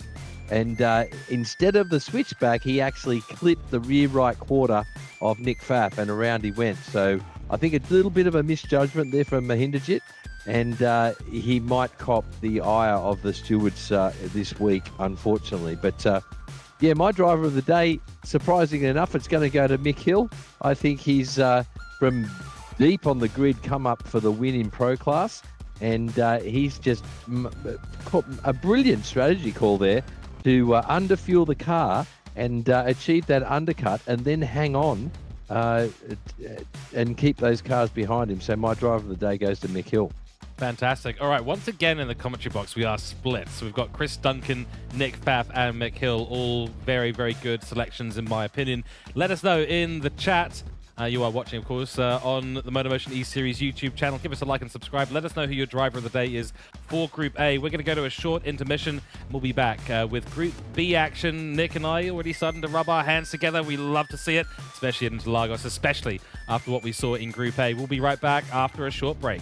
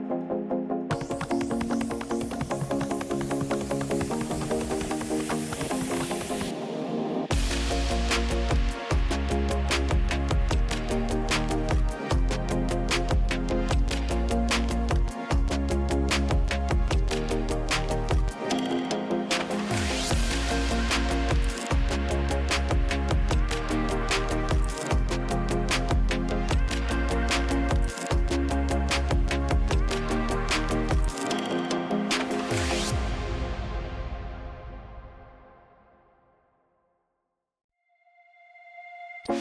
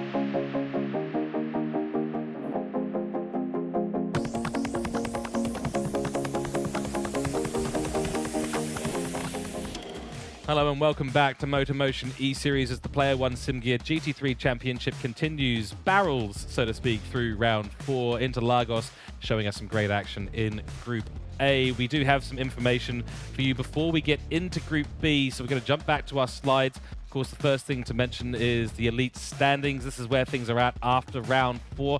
So we've managed to calculate these points. Lewis Atkinson is now in the lead with 127 points with a 3-point lead over Gopi Mahindra. Now, we do have an update on the incident that happened between Gopi Mahindra and Nick Pfaff. Gopi Mahindra has been seen as at fault, I should say, for that incident and has been given a medium grade penalty for that incident. That is going to be a 9-point deduction. Bear in mind, these points on your screen right now do not reflect that 9-point deduction because it is pending any review by the stewards or extra evidence provided by Gopi Mahindra or Diffusion Race Engineering. But this is where things stand right now in the elite category, pending the penalty being applied to Gopi Mahindra, which, even if he got it now, would keep him in P2 for Diffusion Race Engineering. Then Nathan Wakefield for Black Rose Racing on 110 points, followed by Matt Donetti. What could have been for Matt Donetti, given his points at the moment, and the DNF, 102 points and 2 points clear of Nick Pfaff, who sadly will only get the points from P3 after that incident late in the race for Group A. Campbell Knowles in P6, Chris Duncan and Dan Wood rounding things out for our elite category. Nick, let's go through the pro standings. Yeah, absolutely. And like I said, this is going to be a very nice battle. We didn't get to see Luke Stone, unfortunately, but it is Jeremy Crow for Black Rose Racing. It does say Lightning Motorsport, but it is a Black Rose Racing Mercedes AMG that leads the pro class on 139 points. Glenn Mead right behind. So losing that position to Jeremy Crow actually extended the gap between himself and Jeremy Crow by 8 points. So it's still close quarters between the top two. Luke Stone still holds on to P3 after missing this round here at Interlagos, and Mick Hill progresses himself up to P4 in the standings, 8 points clear of Matt McCallum in the CP Motorsports. What could have been for Matt McCallum in the CP Lamborghini if he converted the pole to victory, it could have really propelled himself up towards the standings in this championship, but a long way to go in this season. Drew Griffin on 83 points, Dean Vanderson, it's going from bad to worse for whom? For esports driver, finishing dead last, unfortunately, at Interlagos, and still not getting used to the Audi R8 compared to the Jaguar F-Type that he ran in Season 1, who was the Pro-Am champion last time out in Season 1. And Daniel McDonald, 12 points next to his name, still learning the ropes here at MotorMotion. So that is our pro category between our 8 drivers here competing in Season 2. Jeremy Crow, Glenn Mead, going to be a very spicy battle. We'll throw in Luke Stone and Mick Hill. It's going to be even spicier, that's for sure. That is for sure, yeah. So thank you for that, Nick. And now let's talk Group B, because Nick and I get very excited. I think Andrew gets a little bit excited too. That might be the beers that he's been ingesting kicking in. We shall see. But nonetheless, I joke. Let's take a look at the qualifying results for Group B. And Jackson Dean for Pro-Am category is leading us away in the qualifying results at Interlagos, followed by Rob Jacobs. These two have been butting heads all season long so far. And Mark Pacheco, he has been super quick. So nice to see these three at the top of the qualifying order, because the battle between them in the championship for Pro-Am and now out on track is going to be incredibly spicy. Shane Attard for Asta Racing lines up in P4. Then Robert Rice, the late sub a couple of rounds ago for CP Motorsports, been showing really good pace. He's in the Lamborghini. Can he get it around the circuit a little bit better than the other CP Motorsports drivers, and maybe fare a little bit better in this race than them in the Pro-Am category? Then it's Troy Britnell, classified first in the AM class. Great job there by him, and he will be in the battle with Mark Hasseldine for Hassel 1 Motorsports. So two very quick drivers in AM class, going to be right up there, and potentially mixing it with the Pro-Am drivers, Nick. Absolutely, and there's been a lot of press on Mark Hasseldine. He was pretty much came to the track himself, and the whole press was pretty much gathering around him. It's just talking to him about, questioning him about being in the wrong class and whether he should be promoted to Pro-Am. It's like he's been hounded by the media and the paparazzi. It's absolutely crazy. He's popping off that Hassel one. Probably whether it's for the right reason, for the wrong reasons, I'm not sure, because he's delivering in the AM class. But he's got Troy Britnell, who's actually taken his first pole position here in the Player 1 GT3 Championship. So great to see the Audi R8 and Lightning Motorsport still continuing on after an impressive performance by Chris Duncan in the league class. Then we have Aiden Sampson, Pro-Am in Position 8, Aiden Chase in 9th, and then we have Ricky Rick joining us for the first time here in the Player 1 SimGear GT3 Championship, running up in 10th place. Then Mark Hogan, Diffusion Race Engineering, Kevin Cooper, Richard Robertson, and Graham Swint rounding up our 14-man field here. So some great drivers down the field there. We've seen Ricky Rick a couple of times here, George, in the MotorMotion field. So watch for him. He could put on a good performance on his day, and he can be fighting it up there amongst the top guys in the AM class. Yeah, Ricky Rick. So he actually used to be a driver back in the Season 1 of the GT3 Championship. So it's nice to see him make a return to our racing here in the GT3 Championship. And now for Gridline Racing. So it's a little bit of a team switch for him. I believe he was racing, I'm trying to remember now. It was a red car. It was a Mercedes. Maybe Jeff would remember. We shall see. Maybe Scott could remember. But we've certainly seen Madrick here before. And he is going to be driving now for Gridline Racing. So good to see him back on the grid. We'll get into things in a few moments' time. Let's have some hot takes from you, gentlemen. Let us know in the chat, of course, who your bets are on today, because this is going to be a spicy battle up the top here. Andrew, Scott, let's go to you first. Yeah, my money's probably on Rob Jacobs in the Audi R8. I think he's a cut above the field here. I think he might be out for a bit of seal clubbing today. Excellent. All right, there we go. There's the hot take there. Nick, your thoughts? I'll tell you what, this is what I love about Group B, George, and you know I'm a big fan of this lobby. I'm really keen. Jackson Deans, Rob Jacobs, Mark Pacheco, the battle for the P1, and these three are going to be fighting it very hard. But also, I'm very keen to see this AM class. Troy Britnell, Mark Hassel, and Aiden Chase. Watch out for Aiden. He can really throw up a spice in this AM category, and also Ricky Rick down in 10th place. So looking up and down the field, it's going to be hard to pick a victory, because I can't pick a victory. I can't pick any victors here, because this is what I love about Group B. It throws you everything. The rule book gets thrown out the window, and that's what we love to see in the commentary booth. We love to see drivers going hard at it, full aggression, full send, and that's what I'm here for. Absolutely, yeah. The top three, very hard to call. We've got Rob Jacobs being called by Andrew Scott. I think Jackson Dean's got a really good shot here, but regardless of what happens in the top three, keep your eyes on Robert Rice. I know him, and he is very quick at Interlagos, and he is well known in that Lamborghini as well. He knows the Lamborghini very well, I should say. So I get the feeling Robert Rice might be a contender, maybe not for the win in the race, but I think he'll be one to keep a very close eye on. Right, we are ready. The cars are lined up. We're ready to go. Let's get out on track and get this race underway. Here we go. Jackson Dean will lead us to the start-finish line. Rolling start once again, of course, in the GT3 Championship. The number 100 car leading us away from Rob Jacobs. And there we go. We've got green flag racing now on track. Already everyone peeling into single file.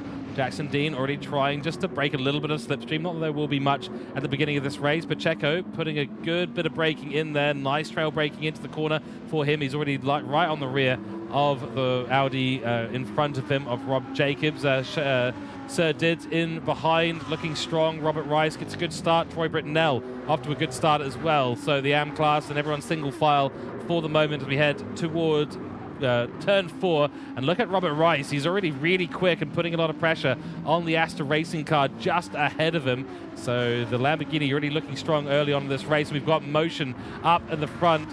Rob Jacobs defending early on to Mark Pacheco, who's been showing so much pace in all of these races. He's at 1 with that BMW, and he knows how to get it done. To excuse the pun, I'm just having a bit of fun. I shall stop. Nick, take over. Oh, absolutely. That's what we'd love to see in the commentary booth there. But it is Jackson Dean ahead of Rob Jacobs and Mark Pacheco. But Mark Pacheco's getting the early start, and he wants to try and get past Rob Jacobs because he knows Rob Jacobs is a very fast driver, but he needs to get past him because he doesn't want to let Jackson Dean slip away from his grasp. So the 744 of Rob Jacobs just being a little bit of a cork in the bottle there.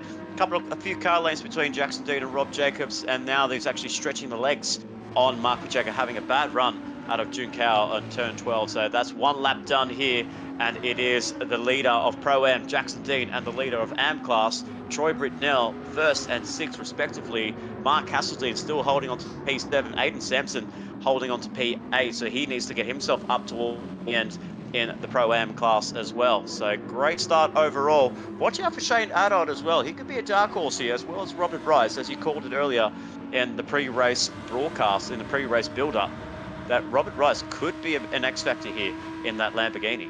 We shall see. It's all even Stevens so far. No one has ended up afoul of the curbs or the white lines so far in this race. That means we have a grid that is completely equal standings right now. Jackson Dean is doing a great job out front and holding off Rob Jacobs and Pacheco, who are battling at the moment. Any battling between these two is going to feed into a pretty good feeling in the cockpit for Jackson Dean. He's going to be happy to watch them fight in the background, but again, BMW being a bit of a guzzler like the Mercedes, going to make it very tricky in this race for them. So strategy going to be absolutely key. 48 minutes to go in this race. It's a long distance, and everyone's just going to have to manage things. That's what we saw in the Elite and Pro category. A bit of management here and there, very important. And Mick Hill, I mean, that strategy was brilliant. I do wonder if maybe that's being communicated to the other Hassel 1 Motorsports drivers. Maybe that's something that Jackson Dean is going to try this time out as well, but he's got Rob Jacobs and Pacheco. We know how quick they are. Mark Pacheco kind of threw away a victory at Suzuka last time out by putting too much fuel in the car and not being able to make that time back up to Jackson Dean. Yeah, he definitely doesn't want to make that same mistake again here. Obviously, Gridline Racing already under the collar in the press and media, but unfortunately with Mark Pacheco's, what could have been a victory underneath Mark Pacheco's name, really putting the pressure on the Gridline Racing driver to deliver at this time out at Interlagos. So he needs to really get himself back up towards the front here and really try and cement himself and really keep the critics underneath the rear wing of his BMW and just try and look straight ahead. But nice battle pack brewing here for P8 overall, with Ricky Rick behind Aiden Sampson, who's actually losing the pack to Mark Hasseldean. So I thought what was going to be him closing up towards Mark Hasseldean, he's actually losing ground to the top 7 there. He's really struggling on in these opening few stages here. Must be running on a bit of ice there. Maybe no heating tire blankets on the Mercedes driver. Maybe he just came in with some very low pressures on the car and is struggling in these early stages of the race here. But Rick ran really well in the 28s, as we have Aiden Chase as well as RBR Hodges, and that is Mark Hogan in outside the top 10 in 11th place. And then we have Kevin Cooper in the Hoon Corp Audi R8 right behind there. So really just holding his own, just watching the front four battle it out because they're so close to each other. And then we have Richard Robertson rounding up in 13th place. So nice battle packs brewing, but there is a couple of gaps forming there, a couple of groups forming at the moment. It is the top 7 battling it out for the honourable P1 overall. But then you've got the second pack for the battle of 8th, George. Yep, that's right. And Troy Burnell and Mark Hasselin holding on to that Pro-Am pack very, very nicely at the moment.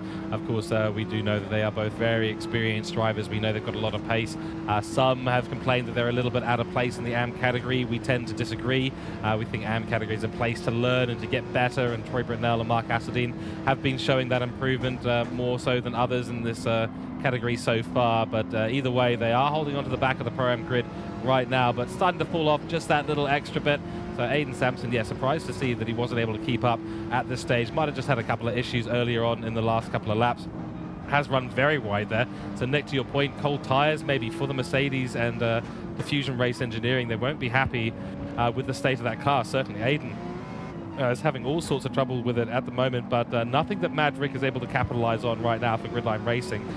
Even though that's pretty much a slam dunk, BMW should be able to get past the Mercedes, especially if it's struggling. Aiden Chase doing a good job. Nice smooth inputs into the car at the moment. And that Porsche is looking pretty lively, but it's certainly not trying to kill its driver yet. Absolutely, definitely not looking to kill its driver just yet. So, but now looks like a couple of drivers right behind there making a bit of a mistake there. Richard Robertson and Blue Dog in Graham Splint in the CP Motorsports. It looks like they've just dropped off from this battle path, unfortunately. So they're just running their own race down the battle for the battle of 13th place. But it is at the front. Jackson Dean, Rob Jacobs, Mark Pacheco already setting the fastest lap at the moment. 32.1, so he's really pushing that Mercedes. But these guys at the top three are really just matching each other at the moment. Jackson Dean still in a low 1 minute 32. Rob Jacobs at 1 minute 32.2. And Mark Pacheco so far 32.1. So leading the fastest lap charge so far between the top three. So these guys are very even at the moment. And it's going to have to come down to strategy. And speaking of strategy, we'll go to our pit reporter, Nando Scott, who is listening to these cars flying by through the pit lane. What can you tell us, Ando, after what has been a strong start by all competitors in their classes? What I can tell you guys is, aren't these guys at the head of Pro-Am absolutely flying? 32.2 and 32.1 by Pacheco. That's elite type pace there on full fuel and cold medium. So these guys are really going for it, and the battle pack behind them, all the way down to P5, P6, they're doing really well to keep up as well. So I'm really impressed with the pace of the cars. But once again, guys, the Mercs are struggling a little bit, aren't they? They're struggling a little bit for grip early on, and now they're struggling with front tyre wear again. So that's going to be another common theme in this race for the Mercedes drivers, unfortunately. The Mercedes is an interesting car, isn't it? Because it's got such good torque and power in the low RPMs. But at a circuit like this, we have a short number of, well, it's a short lap. There are a lot of corners in this race and a lot of low-speed corners. That means that they're really using the RPMs and the lower end of the torque a lot in that V8. And it's just guzzling fuel, isn't it? It absolutely is. And I tell you who's doing really well on fuel. That's Rob Jacobs in P2. He's got that R8 on song. He's keeping up with Jackson Dean, and he's got a tyre and fuel advantage already on the P1 driver. Love to see it. Doing Corp Esports on for a P2 if they can hold on to this position, maybe even a P1.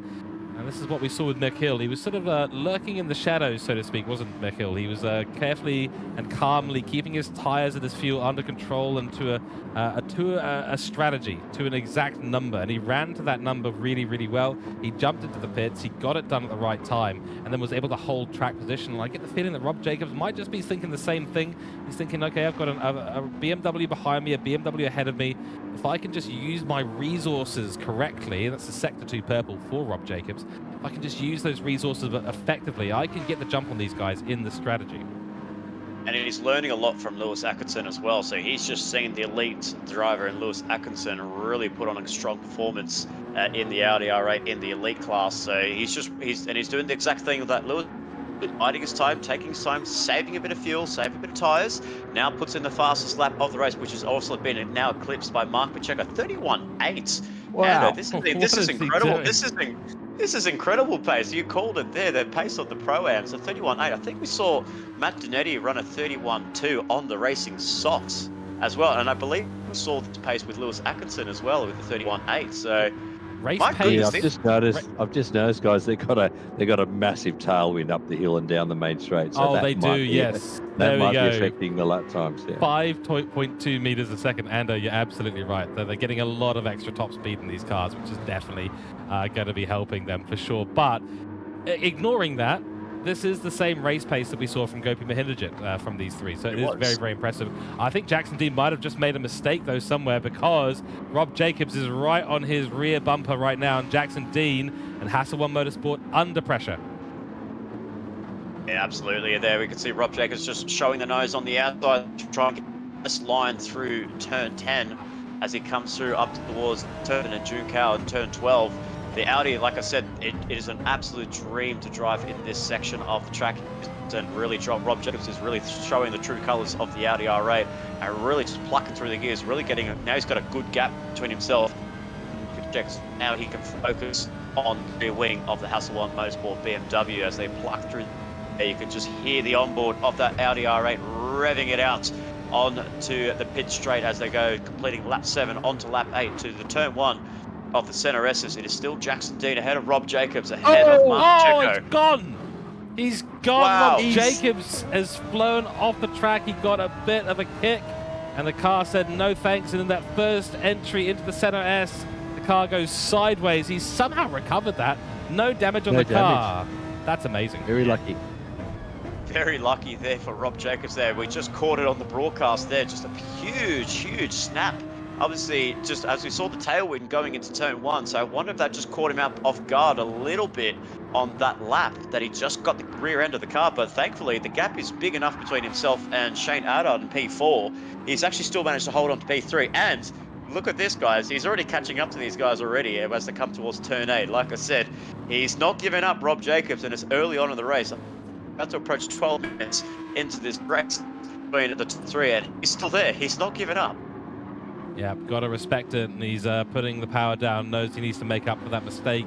He's got to get back up to the rear wing of Mark Pacheco and then find a way past. Mark Pacheco now has a shot at the race lead. Jackson Dean's going to be under pressure from a BMW equal machinery between the two, so it will be interesting. Andrew Scott, thoughts on what we've just seen? I mean, that's a scary moment to have for Rob Jacobs. Yeah, he was headed for the barrier, so I'm really amazed that he was able to gather it up and avoid damage, and then get himself back on track and didn't really lose much momentum at all. So, yeah, very lucky there. He's counting his lucky stars as he gets a bit out of shape again into turn 1. He's going to have to tidy that up a bit, I tell you, guys. But he's still looking pretty good on tyres, but also very good on fuel compared to the two cars in front. So don't count him out. For sure. I think he might just be maybe not trail braking enough or not getting off the brakes soon enough as he starts to turn in and get that car to angle and pitch in towards the second part of the Center S. Something is going wrong with the rear end of that. Looks like he's got plenty of grip, although that right side is taking a little bit of a beating, but that's to be expected at Interlagos. Let's get an update from the remainder of the field. Shane Attard in P4 for Asta Racing, followed by Robert Rice, who's showing quite a bit of pace as well. Fastest lap for him, a 32.5 for CT Motorsports. Then it's Lightning Motorsports, Troy Britnell leading the AM class right now, and in P6 overall. This is a great effort and a battle brewing between these two. Mark Hasseldean has not let him go in that yellow, red and white Hasselone Motorsports car. Of course, they're leading the race right now in Pro-Am category. They'd like to be leading that in AM category as well. And the number 16 will continue his charge after the Lightning Motorsports. Then it's Aiden Chase for Asta Racing, P3 in AM class, P8 overall. Madrick is just biding his time, I think, at the moment for Gridline Racing. But at some point, we'll have to make that overtake. He's got the yellow strips on his car. That's how Gridline Racing are differentiating their cars. Heart Attack Bill being sent right now to Gridline Racing and Madrick. Good stuff there. Then Diffusion Race Engineering, P10 for Hodges. Aiden Sampson has fallen to P11. He's got damage on the rear diffuser. Yeah, so something has happened to Aiden Sampson, and he's now in a battle for position with Kevin Cooper and Robert Robinson, with Blue Dog, of course, rounding out the grid for CP Motorsports in P14. Fascinating what's going on in this race right now. And Group B, not devoid of battles, not devoid of mistakes. Interesting, guys, that, yeah, Hodges is on the softs too. So that's the first driver today we've seen opt for a tyre other than mediums for the except For for the Matt race. Bernetti. Oh yeah, he doesn't count. But in each of these, yeah. He's just clowning around. It's just Yeah. But you're right, yes, because Blue Dog, of course, Hodges is in a non-last place position and hasn't put it into the wall just yet. So this is going to be interesting for him. And those softs are looking awful, though, I have to admit. Yeah. No, great idea on paper, but I don't think he's quite executing it because it looks like this is going to be a two-stop race for him. And we all know how long the pit stop is, don't we, Nick? Yeah, absolutely, and I don't think we're going to see him do 34 minutes on racing medium tyres, so it's going to be very risky. I mean, if an AM driver can do it and learn about tyre saving and fuel saving, then hey, you know, Interlagos is the best proving ground here because it is quite a tricky track. That right-hand side of the car cops an absolute beating as we see all the drivers, that right side of the car really copping it on the tyre wear, especially on the MR and mid-engine rear-wheel drive cars really copping it on the rear, while the Mercedes and the front-engine rear-wheel drives front right. But it's a nice battle pack here between the two good mates, former teammates actually, Aiden Sampson and Richard Robertson, who was part of the Diffusion Race Engineering, now at Black Rose Racing. Passes Aiden Sampson, but as picked up by George. Rear diffuser damage for the diffuser driver. Great Tokyo drift there, Brazil drift as he comes around to the corner there. Bit of a take slapper through the center. S Center would be looking up proud of that moment there. Great save by Aiden Sampson. But that damage is really hurting him a lot now, and he's just now not able to keep the car on the track. So a pit stop's calling his name pretty early, but I think... Whoa! Oh my giddy What and I usually don't say that. That looks like a DC. Looks like some sort of hardware failure or DC. He's had a major problem. He's stopped out on track, and that will be game over for Aiden Sampson today. That is really unfortunate to see. Boy, oh boy, we're glad that he wasn't at the helm of his wheel when that collision happened. That was high speed. You say you get a heart attack from drivers getting a snap oversteer, George. That gave me a heart attack, literally him driving at 200 kilometers down at the exit of turn 4 and not hitting a barrier. I mean, hey, full commitment to try a different bit of an alternative racing line. But you have to remember as well, Interlagos had a bit of a different layout in the early 60s and in the early days of his heyday. It actually was quite a longer track as well. They actually used to run a bit of an outer loop coming into this section here before it made itself into the infield. Yeah, that's right. And of course, that was from 1980 to 1989. Before then, of course, they had the even longer circuit. Grand Prix circuit from 1940 to 1979 was even longer than that. They had a few more extra corners in there. So it was almost like a double loop inside, which is super cool. And there'll be videos, of course, that you can go and see on YouTube to show you what that track looks like. Much shorter track now, though. And, you know, these laps are pretty short. I would have loved them to keep the inner loop there. Not quite sure the reason they did decide to get rid of that, but I don't think it was anything to do with safety. I think it was more to do with just reducing the maximum speed a little bit in these areas that dived in, you know, so many braking zones in those inner loops, right? Yeah, absolutely. But now we come back to the battle pack here. Look at Rob Jacobs here. He's caught up to this pack so quickly after his mistake, after his heart attack moment only a few laps ago, where he set himself a 134.4. Mark Pacheco runs wide at Juncker at turn 12. Rob Jacobs got the opportunity to get past Mark Pacheco, so he's caught up massively at 32.3, 32.4, 32.6, and now in the slipstream of Mark Pacheco. Can he get the move done? Mark Pacheco goes defensive on the 773 BMW Gridline Racing around the outside for Rob Jacobs, apologies. Doesn't get the move done, but this is the corner that he's been struggling with all race long ever since. But a 32. So he's got the pace here, George, but unfortunately that mistake on lap 8 cost him dearly. Big time, yeah. So he's going to have another try here. Of course, he's looking a little bit more conservative through turn 1, 2, and 3 now. No surprise there, given what happened to him a few laps ago. But as long as he takes it nice and easy through there, he should be all good. The Audi's rear end always a bit loose. Let's just put it that way. The Audi has never got a good, super strong rear end. So you've just got to be really careful. So the Audi and the MR cars, one of those MR cars where you really have to manage the balance of the car. It's a nightmare at Bathurst to drive, so I'm surprised all the Cooke cars actually and Lightning Motorsports cars actually made it through Bathurst, because I know as a McLaren driver in an MR car that area is that track is very difficult to drive with a rear end that's so loose. Wow, I mean, amazing they got it through, but that just shows the skill of the drivers at the moment. We're on the rear wing of Mark Pacheco. He's still got in the battle. For Jackson Dean, we're at 20 minutes through this race, 30 minutes to go, and we'll do another look through the field in a few moments. Time! Oh, I'm sending invoices to the entire grid, Nick. That's it. I'm done. Wow, that is unbelievable. Before we get to the roundup of the grid there, I just want to throw it to Ando Scott in the pit lane. We see the fast lap times with Pro-Am drivers, where we can now see the tyre wears really kicking in.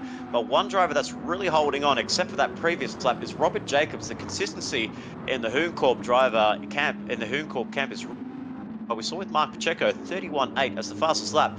He's now pretty much getting over, offering over between 8/10 to a second, a lap slower. So he's really burning through his tyres, and Jackson Dean really holding that consistency up front. Yeah, the two Beamers at the front, guys, are really struggling now on their front tyre wear. And Rob Jacobs is sort of struggling with the rear twitchiness, as George alluded to with the R8. So it's really interesting to see the R8's quicker in some sections of this track, but it's slower in others. So it's all resulting in the fact that he's stuck there in P3. So he's probably really ruining that mistake he made a few laps ago and losing him a position, because I can't see him getting past these BMWs. But let's see what happens in the pit stops. I've just sent another invoice. While you're sending another invoice goes towards Hooncorp Esports. We saw it with Lewis, now Rob Jacobs. I'm just wondering here, Ando, would it be a possibility for Hooncorp to maybe pull the trigger? They're burning through the rears a lot, because we can see the rear end really kicking out on that Audi R8 on a couple of occasions, giving our lead commentator a bit of a heart attack moment. Do you think an undercut could potentially be the go here for Rob Jacobs if he just pulls the pin and say, you know what, time to go, and let's just try and jump these Beamers? Yeah, absolutely, because he's got a pretty significant fuel advantage here. So his pit stop's going to be a lot shorter anyway. So I'd be going for the undercut if I was him. And, he's just going to have to make that work. At the end of the race, he's going to be struggling for traction out of corners like the last one onto the main straight. So he'll be a little bit of a sitting duck at the end of the race, but at least he'll have track position. Because I think if he pits first, compared to these two BMW. Oh no, he's just got. Oh, he's gone. I just missed it as well. And we can stop talking about that now. Oh, he's got front be careful damage, of the rejoin. suspension. Oh my goodness. Yeah, right, well, that R8 was just too much of a handful in the end for him today. Wow, that's unreal. Well, unfortunately for him, he's not quite aware of the wind direction change, which I was about to announce to everyone. It's now a headwind into turn 1. That means in turn 4, it's now a rear wind, and that has unstabilized the rear of the car, and he's just ended up binning it, and that's big damage on the front and right. Rob Jacobs' day is just gone from bad to worse, and all that potential that could have been for Hooncorp Esports and Rob Jacobs has kind of just been thrown out of the window. I will be sending my MRI scan and brain surgery scan invoices to Hooncorp Esports for all the shock that we've endured this round, because every time we seem to look back on the track, someone's having a moment or something like that, and certainly a big moment there. Robert Rice having his own moment, but it's a positive one for Robert Rice. P3 for him now, moves up ahead of Shane Attard, and that's a really nice move. He's got it done in turn 15. He'll have the inside line into turn 1, and that's a headwind now, so should be all set and done for the Lamborghini driver. Nice work there. Rob Jacobs peels into the pits and will try to recover what he can in a race that has just gone south so quickly. Yeah, Robert Rice now up to P3. So now what was Rob Jacobs' position is now Robert Rice's P3 in class, but a fair one back from BMW. So the CP Motorsports driver really showing what he can do in the BMW. And again, that crosswind that goes into turn 4, Josh, is catching out people. It's catching out a lot of drivers. And Shane Attard is ready to capitalize again. He's about to throw the car on the inside. Can he get it done? Ooh, not quite yet. Just shows a nose there. A bit of a scary moment, I would say, as a driver himself, as he just shortcuts turn 8, and he has to give that position, concede that position. Shane Attard. Wow, there's a lot of chaos in the last couple of laps here. And like I say, George, Group B throws up some different spices, and this is what I love to see. Drivers throwing it all on the line to try and maximize their capabilities of the car and really trying to put on a display of true showmanship. But it is Now the battle for the lead Pro-Am. Jackson Dean, Mark Pacheco, who blinks into the pit lane. It is Jackson Dean who's the first man to blink. He goes into the pit lane just before the minute mark, 11% of fuel in the car. But I will say here as well, Mark Pacheco looks to be very good on the fuel numbers. So the question is, George, he did the same strategy at Suzuka. I'm going to remind you of that. What happens now? What do Gridline do? They'll surely have to come into the pit lane, but can they get their fuel numbers right? Yeah, I'm It's running out of Avatar. words because I am having proper cardiac arrest here. This race is going every direction and I'm not quite prepared for the action. Group B, I love you guys a bit. This is absolutely fantastic. Jackson Dean, yeah, he's going to have to put a bit of extra fuel in. That could cost him some big time. We actually saw a similar situation at Suzuka between Pacheco and Jackson Dean, but it was Pacheco's mistake putting too much fuel in the car that led to Jackson Dean being able to take the win there. Jackson Dean has run a great race so far. He's had good pace out there. He's adjusted for the wind conditions. He's done all the things he needed to do. He was right in the midst of a battle with Pacheco as Pacheco decided, you know what, not worth fighting the position right now. Let's see what we can do in the pit strategy, and that is going to be what the decision is going to be. Revs is in, but he's out on the soft tires. That's a very interesting call there for CP Motorsports. Revs on the soft tires, tons of fuel on board. Soft tires, I'm not sure what the call is there from Robert Rice, but maybe trying to snag away that fastest lap from Pacheco. I think he had a lot more to be battling for in this race. Pacheco is now in. This is the critical moment, Nick. Yeah, and he's coming with 11% of fuel as well. You have to remember, Jackson Dean came in on the previous lap with 11 litres in the car, so he's gained time on the fuel numbers. But this is what we have to keep our eyes on, ladies and gentlemen. We saw Gridline Racing struggling on the fuel numbers. They got the calculations wrong. They got the numbers wrong. It was a bit of a Ferrari blunder at Gridline Racing, but can they redeem themselves and get themselves ahead of Jackson Dean exits Juncal to complete lap 17 and start lap 18. Watch that fuel number go up as we see Mark Hasseldine, the leader of AM class, the leader of AM, and now the leader overall in the race here. The numbers going up 70, about into the 80 litres. Can he come out in front? 88 litres is the number for Mark Pacheco. Can he get ahead of Jackson Dean? Jackson Dean's about to come towards turn one right now. And he's put on the soft tyres. Oh my God. Oh, whoa. My goodness. God. Group B showing us some fascinating strategies. He's actually going to be ahead is Pacheco, but soft tires, he'll have the advantage for the first couple of laps, but I mean, this is going to swing back Jackson Dean's way, surely. Wow, this is something I did not see there. We saw our pit reporter there. He was right in front of his old team at Gridline Racing, and he just saw the soft hands in his head, thinking, "What are you doing?" He needs to go to Scott. They ripped the tire warmers off, and I couldn't believe it. I saw the red soft tire. That's just the wrong. They've pulled the wrong tires out of the shelf. So I'm telling you guys. Last time at Suzuka, it was a miscalculation on the fuel. Now we think it's a miscalculation on the tires. We will have a lot to discuss after this race. Wow, I think I need to join you, George, in the hospital. Yeah, I tell you what, please do. They were talking to Mick Hill's race engineer about the underfuel, and they worked that out to a treat, and they forgot about the tires. They literally grabbed the wrong tire. Yeah. We just do not think here in the commentary box that the racing softs are the effective tires. He's got to go 22 more minutes on these racing softs. They're going to be dead by the end. Yes, he's got track position right now. We do say track position is key, but he's in some dirty air from Blue Dog right now, and there's a few others in front of him before he gets to that fully clean air. Jackson Dean, the gap between them is not really moved much since Jackson Dean came around this section of track and saw Pacheco out in front of him, and he'll be driving the socks off this BMW now. Needs to get ahead of Blue Dog as soon as possible as well. And yeah, the pace will be there for Pacheco. We expect him to put in some fantastic laps here, but will it be enough? And can Jackson Dean put his foot down and be precise enough through the remainder of this race with 20 minutes to go? I'm rather speechless. I'm going to sign myself into hospital. He'll be lucky to stay in the top 5 here.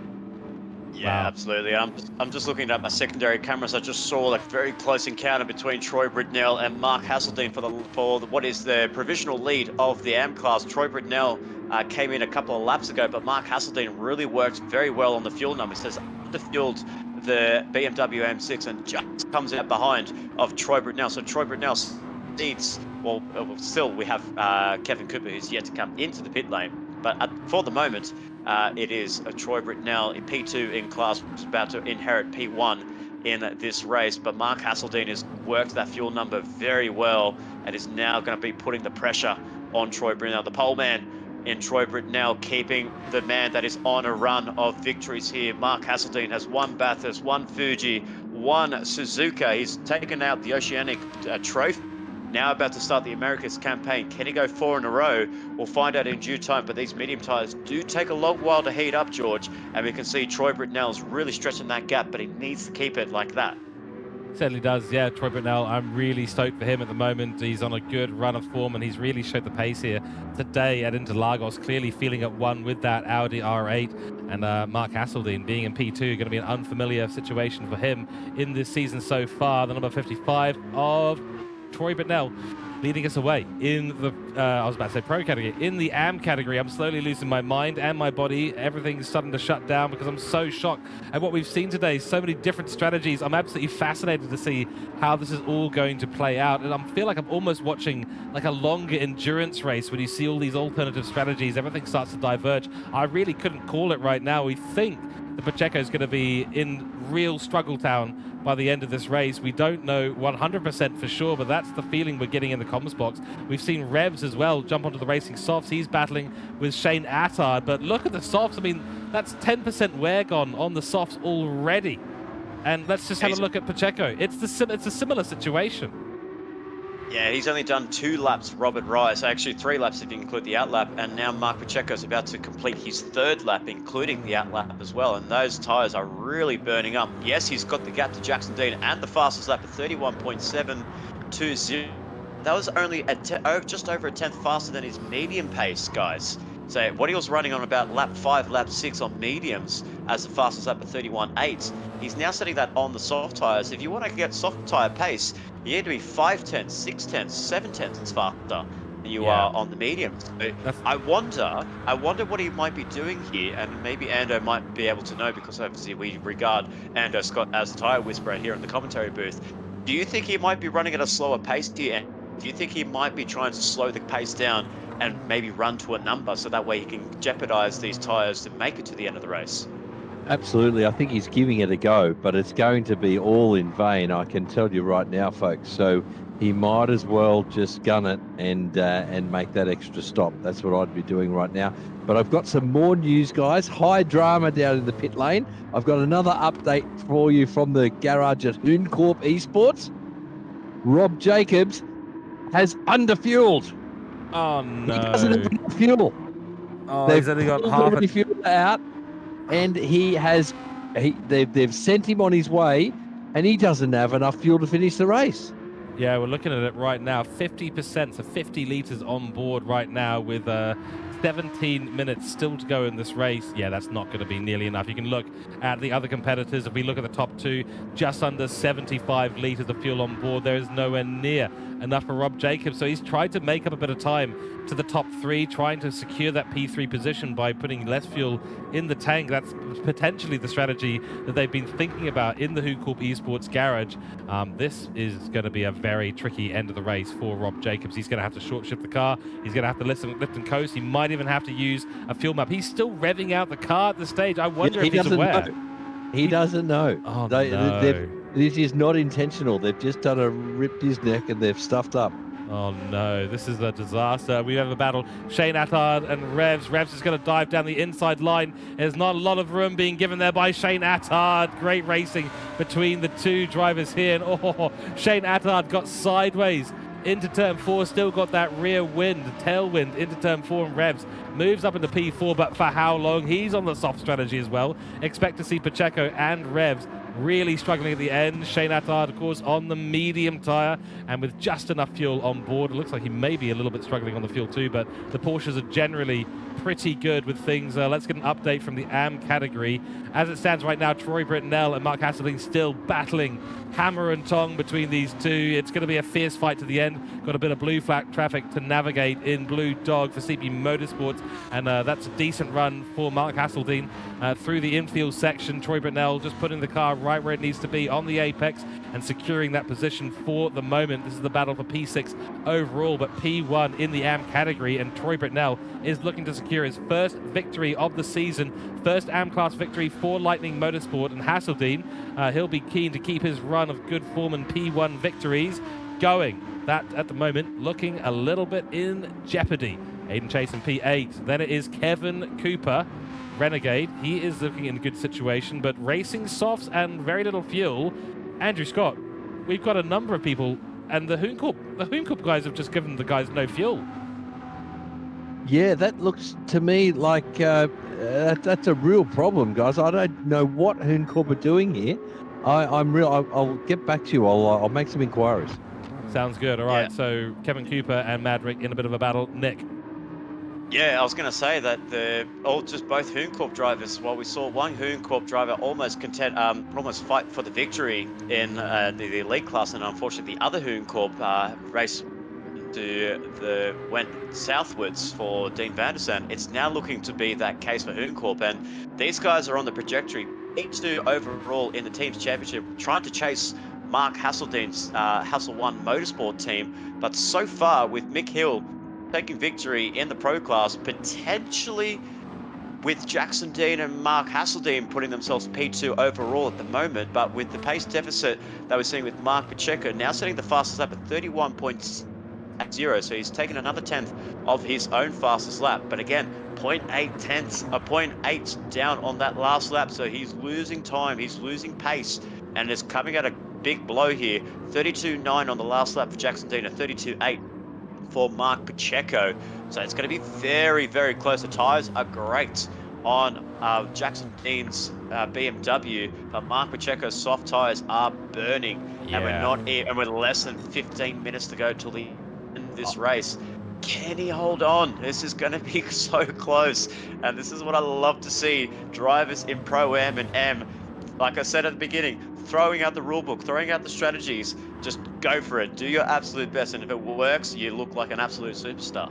There you go. Yeah, that's right. And I do get the feeling that we're now at the crossover point where the medium tyres in their current state are going to be just as fast, if not faster than the soft tyres. I expect Jackson Dean to start making some inroads into the delta between him and Mark Pacheco, because look at that right front. I mean, through this section here, through the left-hander, Magulho, I think it is, I'm pronouncing it horribly, I'm sure, but that is burning the racing soft tyres so much. You get so much more grip through there on the racing softs, and it's so tempting, isn't it, to use that grip. But you've got to realize that your tyres are actually screeching underneath you. You're just ripping the rubber away from them, and that's just absolutely killing the tyres 100%. Let's keep an eye on the final times of this lap between the two, see if there's a bit of a gap between them. 32... Cheers, nearly a 33. It's a 32.8. Jackson Dean comes across the line. He's now faster. This is it. He is reeling back Mark Pacheco in this later stage of the race, and there's still 12 minutes to go, Nick. This is a lot of time for Jackson Dean to do his work. Needs to keep his head down, needs to keep the lap times consistent. He's doing that really, really well so far. We can just see he's already getting closer. Yeah, exactly. I think he kind of lean on those tyres a bit more. If he knows he's closing that gap, he can see on his dash that he's closing the gap between himself and Mark Pacheco. His team is telling him that you are now in that point where you are faster than Mark Pacheco. Those tyres, those front tyres that we saw in the telemetry, absolutely burnt out on the front right of that BMW. So he's going to be really struggling. He's going to be running on rims potentially within the next 5 to 6 minutes is Mark Pacheco. So we'll see what happens there. But the only good nonetheless is Mark Pacheco still holding on to P1 there. I don't know if it's the strategy that's going to be the right strategy for Mark Pacheco, but if he can get away with it and not have to make an extra pit stop, that'll be really, really good for Mark Pacheco. And I think a P2 can really, I guess, work for him in a way. It won't work for him in the team, in the driver's standings, but you know, you've got to try something different. And I feel like that's what he's doing. He's trying something different, Mark Pacheco. He felt this strategy, the right strategy, but time will tell. Robert Rice as well in P4. He's in the same situation as well. Yeah, they're either trying something new or they've got it completely wrong, but I guess that's the experimentation.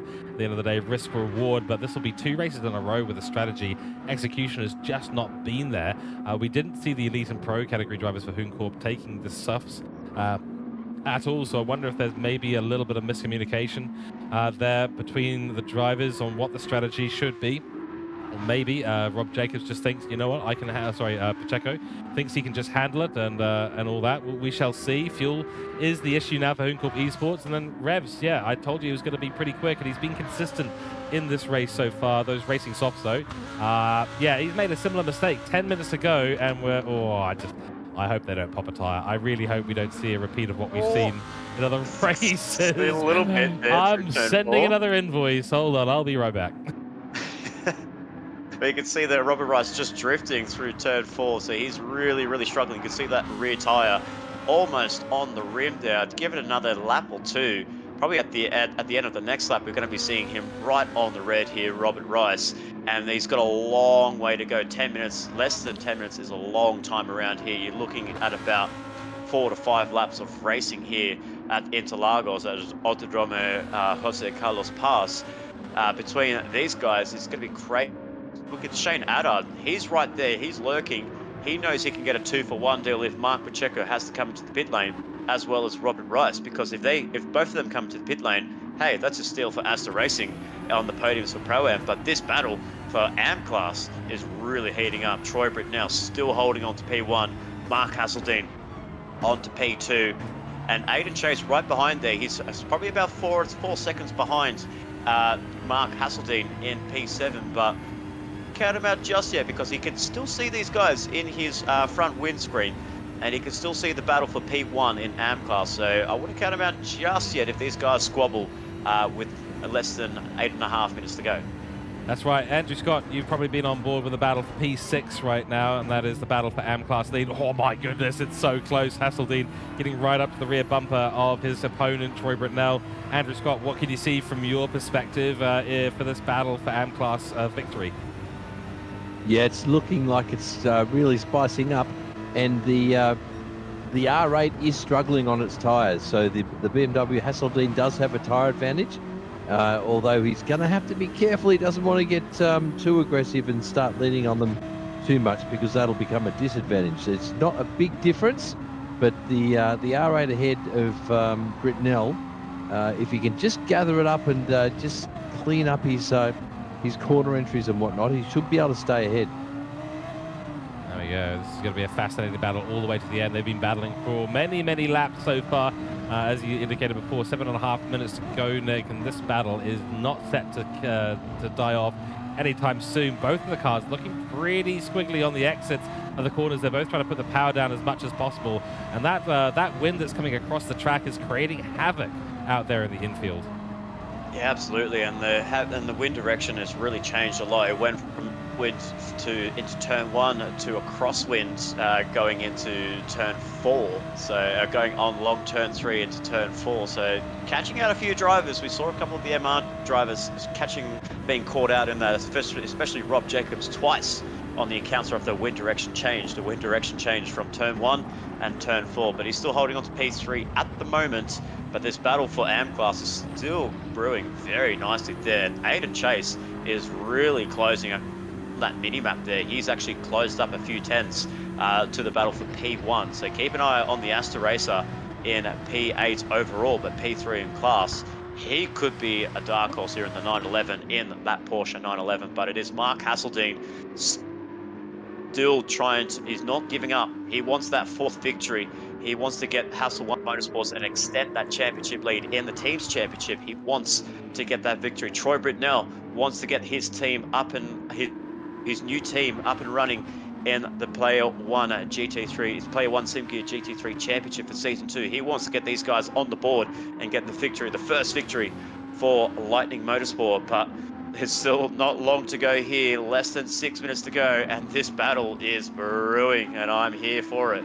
Absolutely, and Aiden Chase and even Kevin Cooper actually still technically in it in a way. We've had someone go around. Who is that? That is Aiden Chase. That is Aiden Chase. He's gone round. Oh, wow, that was a close call there by the BMW driver. I think that was Mad Rick who's just gone on through. Yes, it was.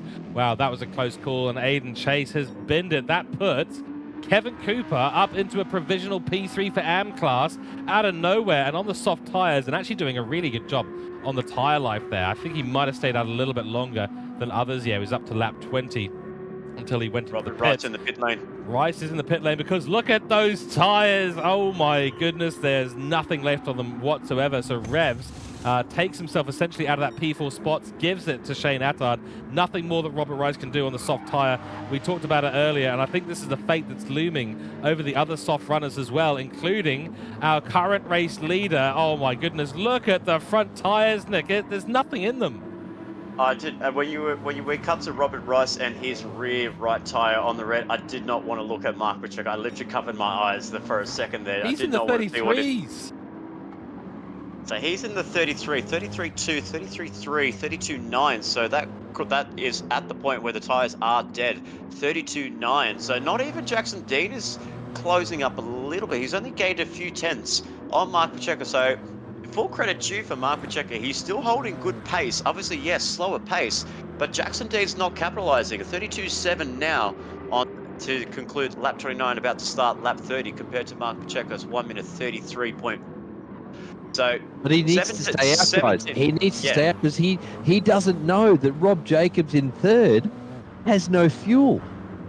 So let's cut across to Rob Jacobs. If he stays out, if Pacheco stays out, he might be able to stay in P2 here, or Sir Dids might be able to waltz on through for P2, because Pacheco and Jacobs, they both have serious problems. Yeah, I mean they've almost. He's in the red. They've almost handed this to Jackson Dean, who admittedly has driven a very, very good race today in the number 100 car. It's a matter of when, not if. I for tell the you, lead of the race. Yeah, I think the Hassel 1 guys are looking for a double victory here, guys. I think they might be on for a double victory. They could be, of course, Mark Hasseldine. Oh, Mark Hasseldine is making an overtake right now. Just as you said it, he wasn't on for a double Hassel 1 Motorsport victory here in Group B. Now they are, because Mark Hasseldine in turn 4 has made the move on Troy Britnell, and the victory in AM class slipping through the fingers of Troy Britnell and the Lightning Motorsport team. They're going to be gutted. Can they make a fight back? It looks like Hasseldine has got the position very cleanly, and in addition to that, he's looking strong on pace as well. There's so much going on. Here's the move. Jackson Dean moves to the outside line. He's going to make the overtake on Pacheco. Pacheco's got nothing into turn 1. Is he going to be able to outbrake him? Is it going to be an outside line? It is an attempt by Jackson Dean on the outside line. Pacheco's going to have to give him space. No, he doesn't, because Jackson Dean backs out of it for now. Now it's going to be turn 4. This is the next overtaking opportunity for him, and he's just got so much more pace. Pacheco's tires are gone. Wow, this is absolutely fantastic racing. We saw the change of the lead for AM class, now Pro-Am. Jackson Dean, he can see the car is struggling, and that grid line is struggling, but he just loses it at 5, so that's given him a bit of breathing room. Mark Pacheco's, but he's got, well, how long have we got? Probably another couple more laps here. He needs to size him up here. He needs to pick his point to make his move. He's getting such a better exit out of the corners. He needs to size him up here. He needs to size him up and execute. One word, ladies and gentlemen, one word. Decisive, and it needs to be decisive. That's decisive. That's an inside move down. That's a beautiful move by Jackson Dean. He saw the opportunity. There was space down the inside, and that is decisive from the Hassel 1 driver. He has got it. Wow, that is a fantastic move there. Jackson Dean throws it at the inside of turn 11. Turn 10. Beautiful move there by Jackson Dean. Now inherits the lead, and this will be the second last lap as he crosses the line to conclude lap 31 to commence lap 32, which will be the final lap here, ladies and gentlemen. And like we saw in Group A in the elite class, where we saw a change of the lead on the final lap, we've now seen a change of the lead on the second last lap in both classes between Jackson Dean and Mark Hasseldine. Hassel 1 Motorsport on fire in Group B, with Jackson Dean leading Pro-Am and Mark Hasseldine leading the AM class. Robert Rice has come out of the pit lane on fresh, soft tyres, looking to try and claw himself back up towards the top inside, a little bit deeper inside the top 8 to try and get a move past Kevin. Gonna I really tell you what, be guys, much.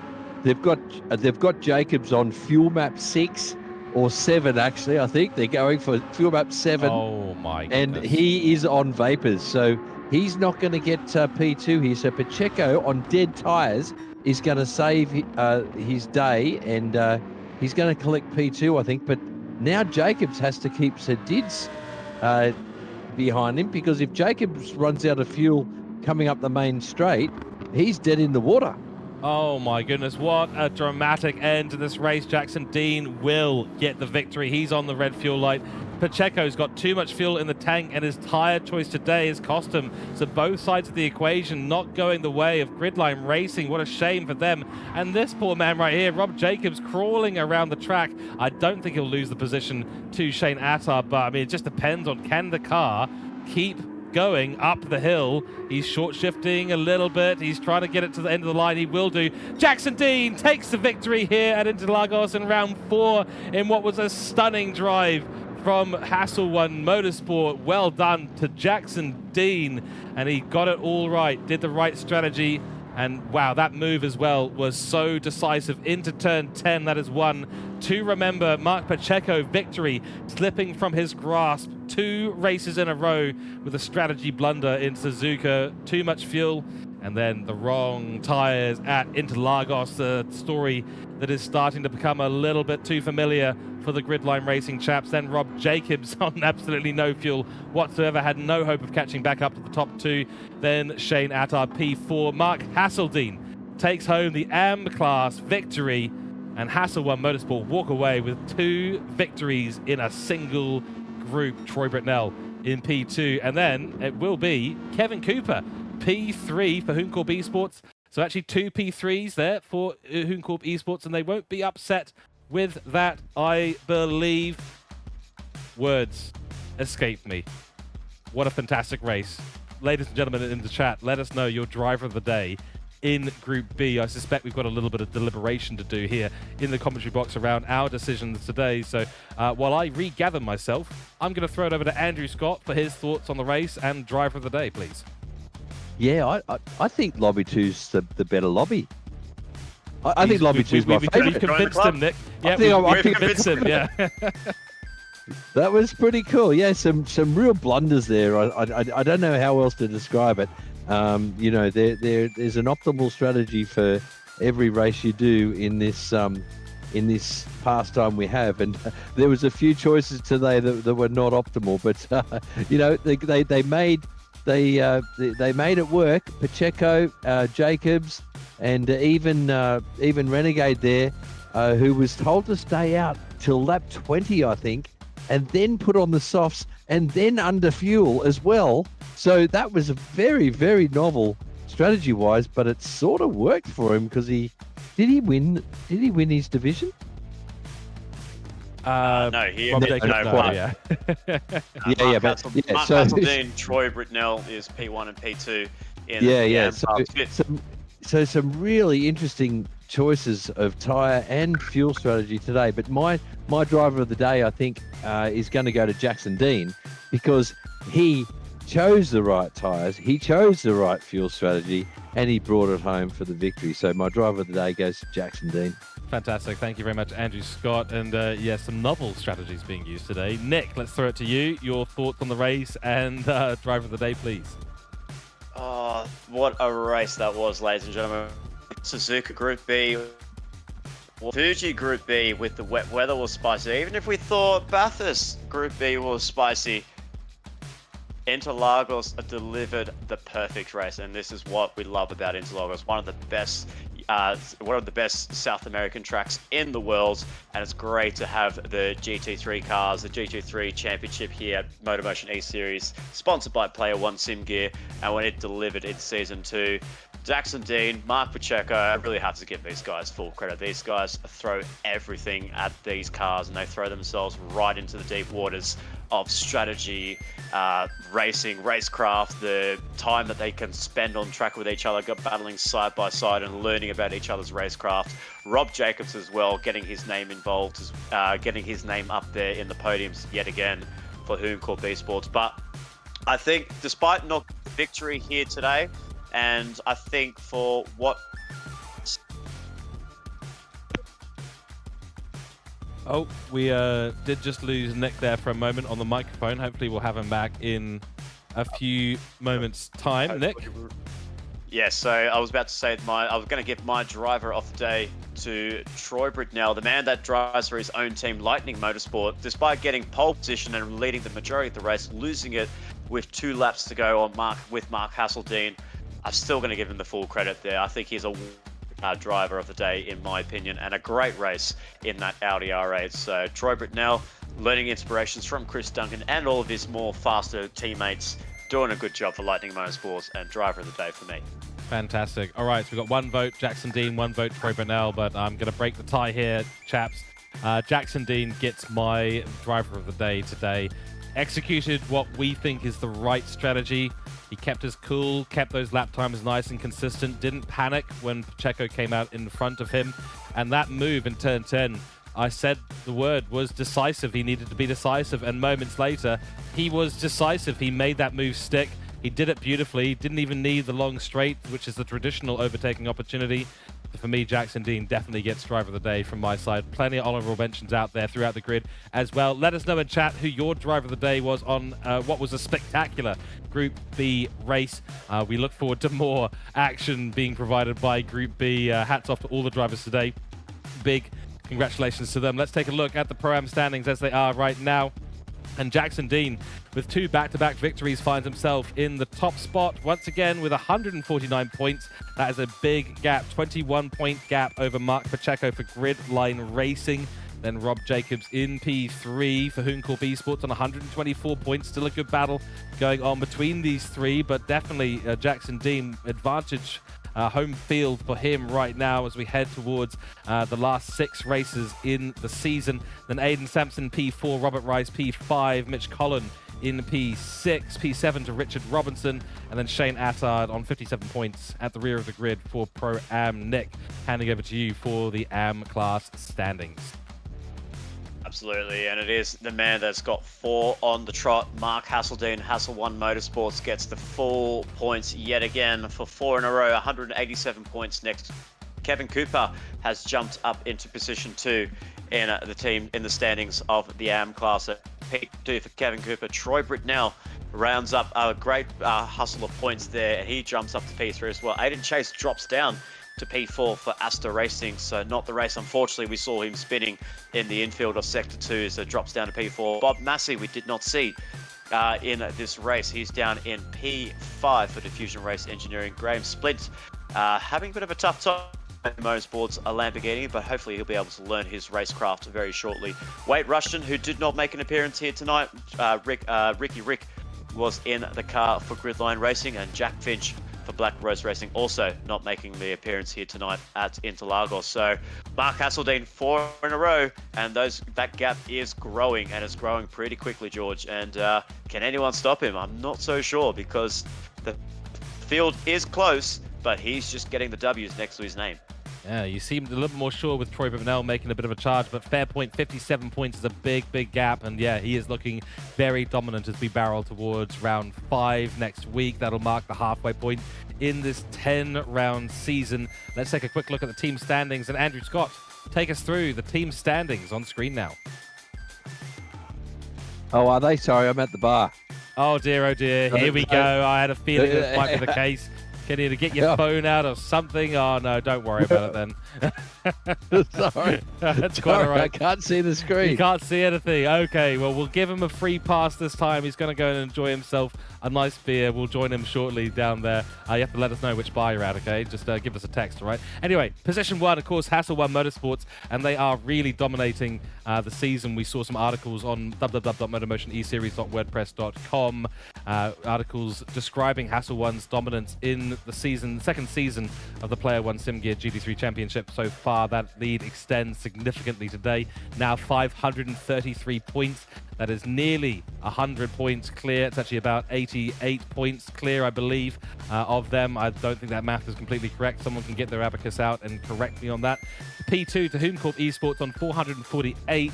P3 to Gridline Racing 360. So a big gap between P1 and P3 in the team standings, and Hassel 1, yeah, just running away with things at the moment. P4 to Black Rose Racing, AEST Racing in P5, Diffusion Race Engineering in P6, Lightning Motorsport in P7, and CP Motorsport round out the grid on the team standings in P8. Admittedly, still a very close race from P3 to P8, but these two teams, P2 and P1, Hassel 1 Motorsports in P1, Cooke Esports in P2, running away with the championship as it stands right now.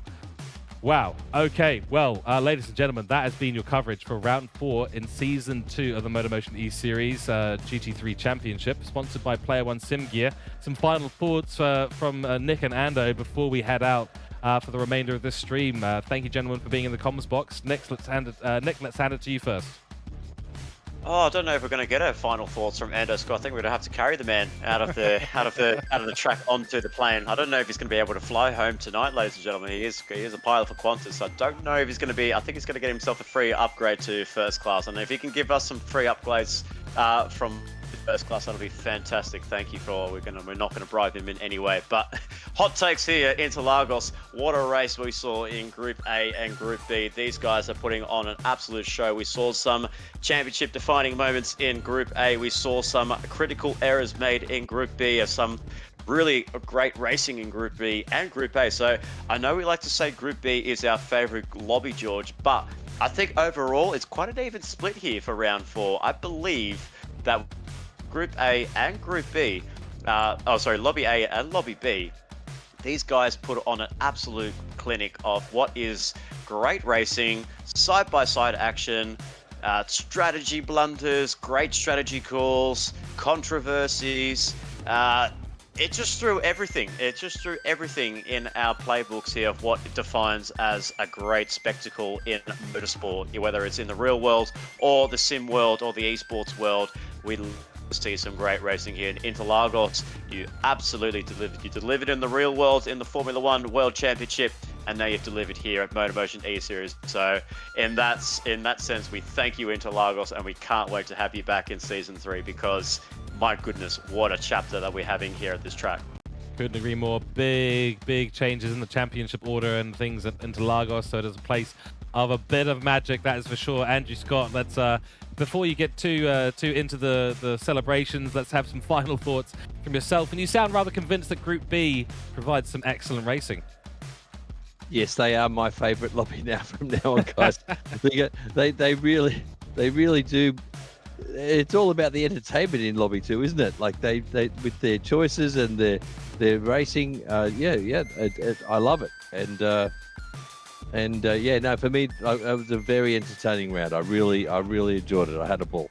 Great. So thank you so much, Nick Pautasso and Andrew Scott, joining myself, George Cooke, in the commentary box today for Season 2, Round 4.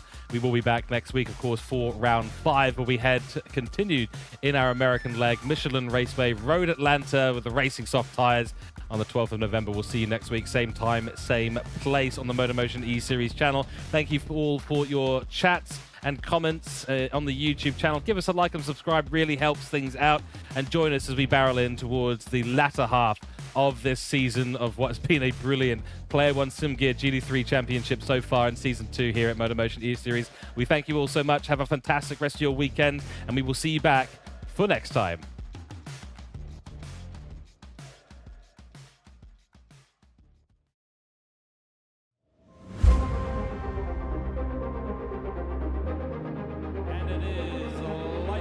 And away we go here at cloudy Nürburgring GP. Everyone being cautious, they know it's a long race. Still 21 laps to go. So we only just started the race, and already we're seeing so much action on track.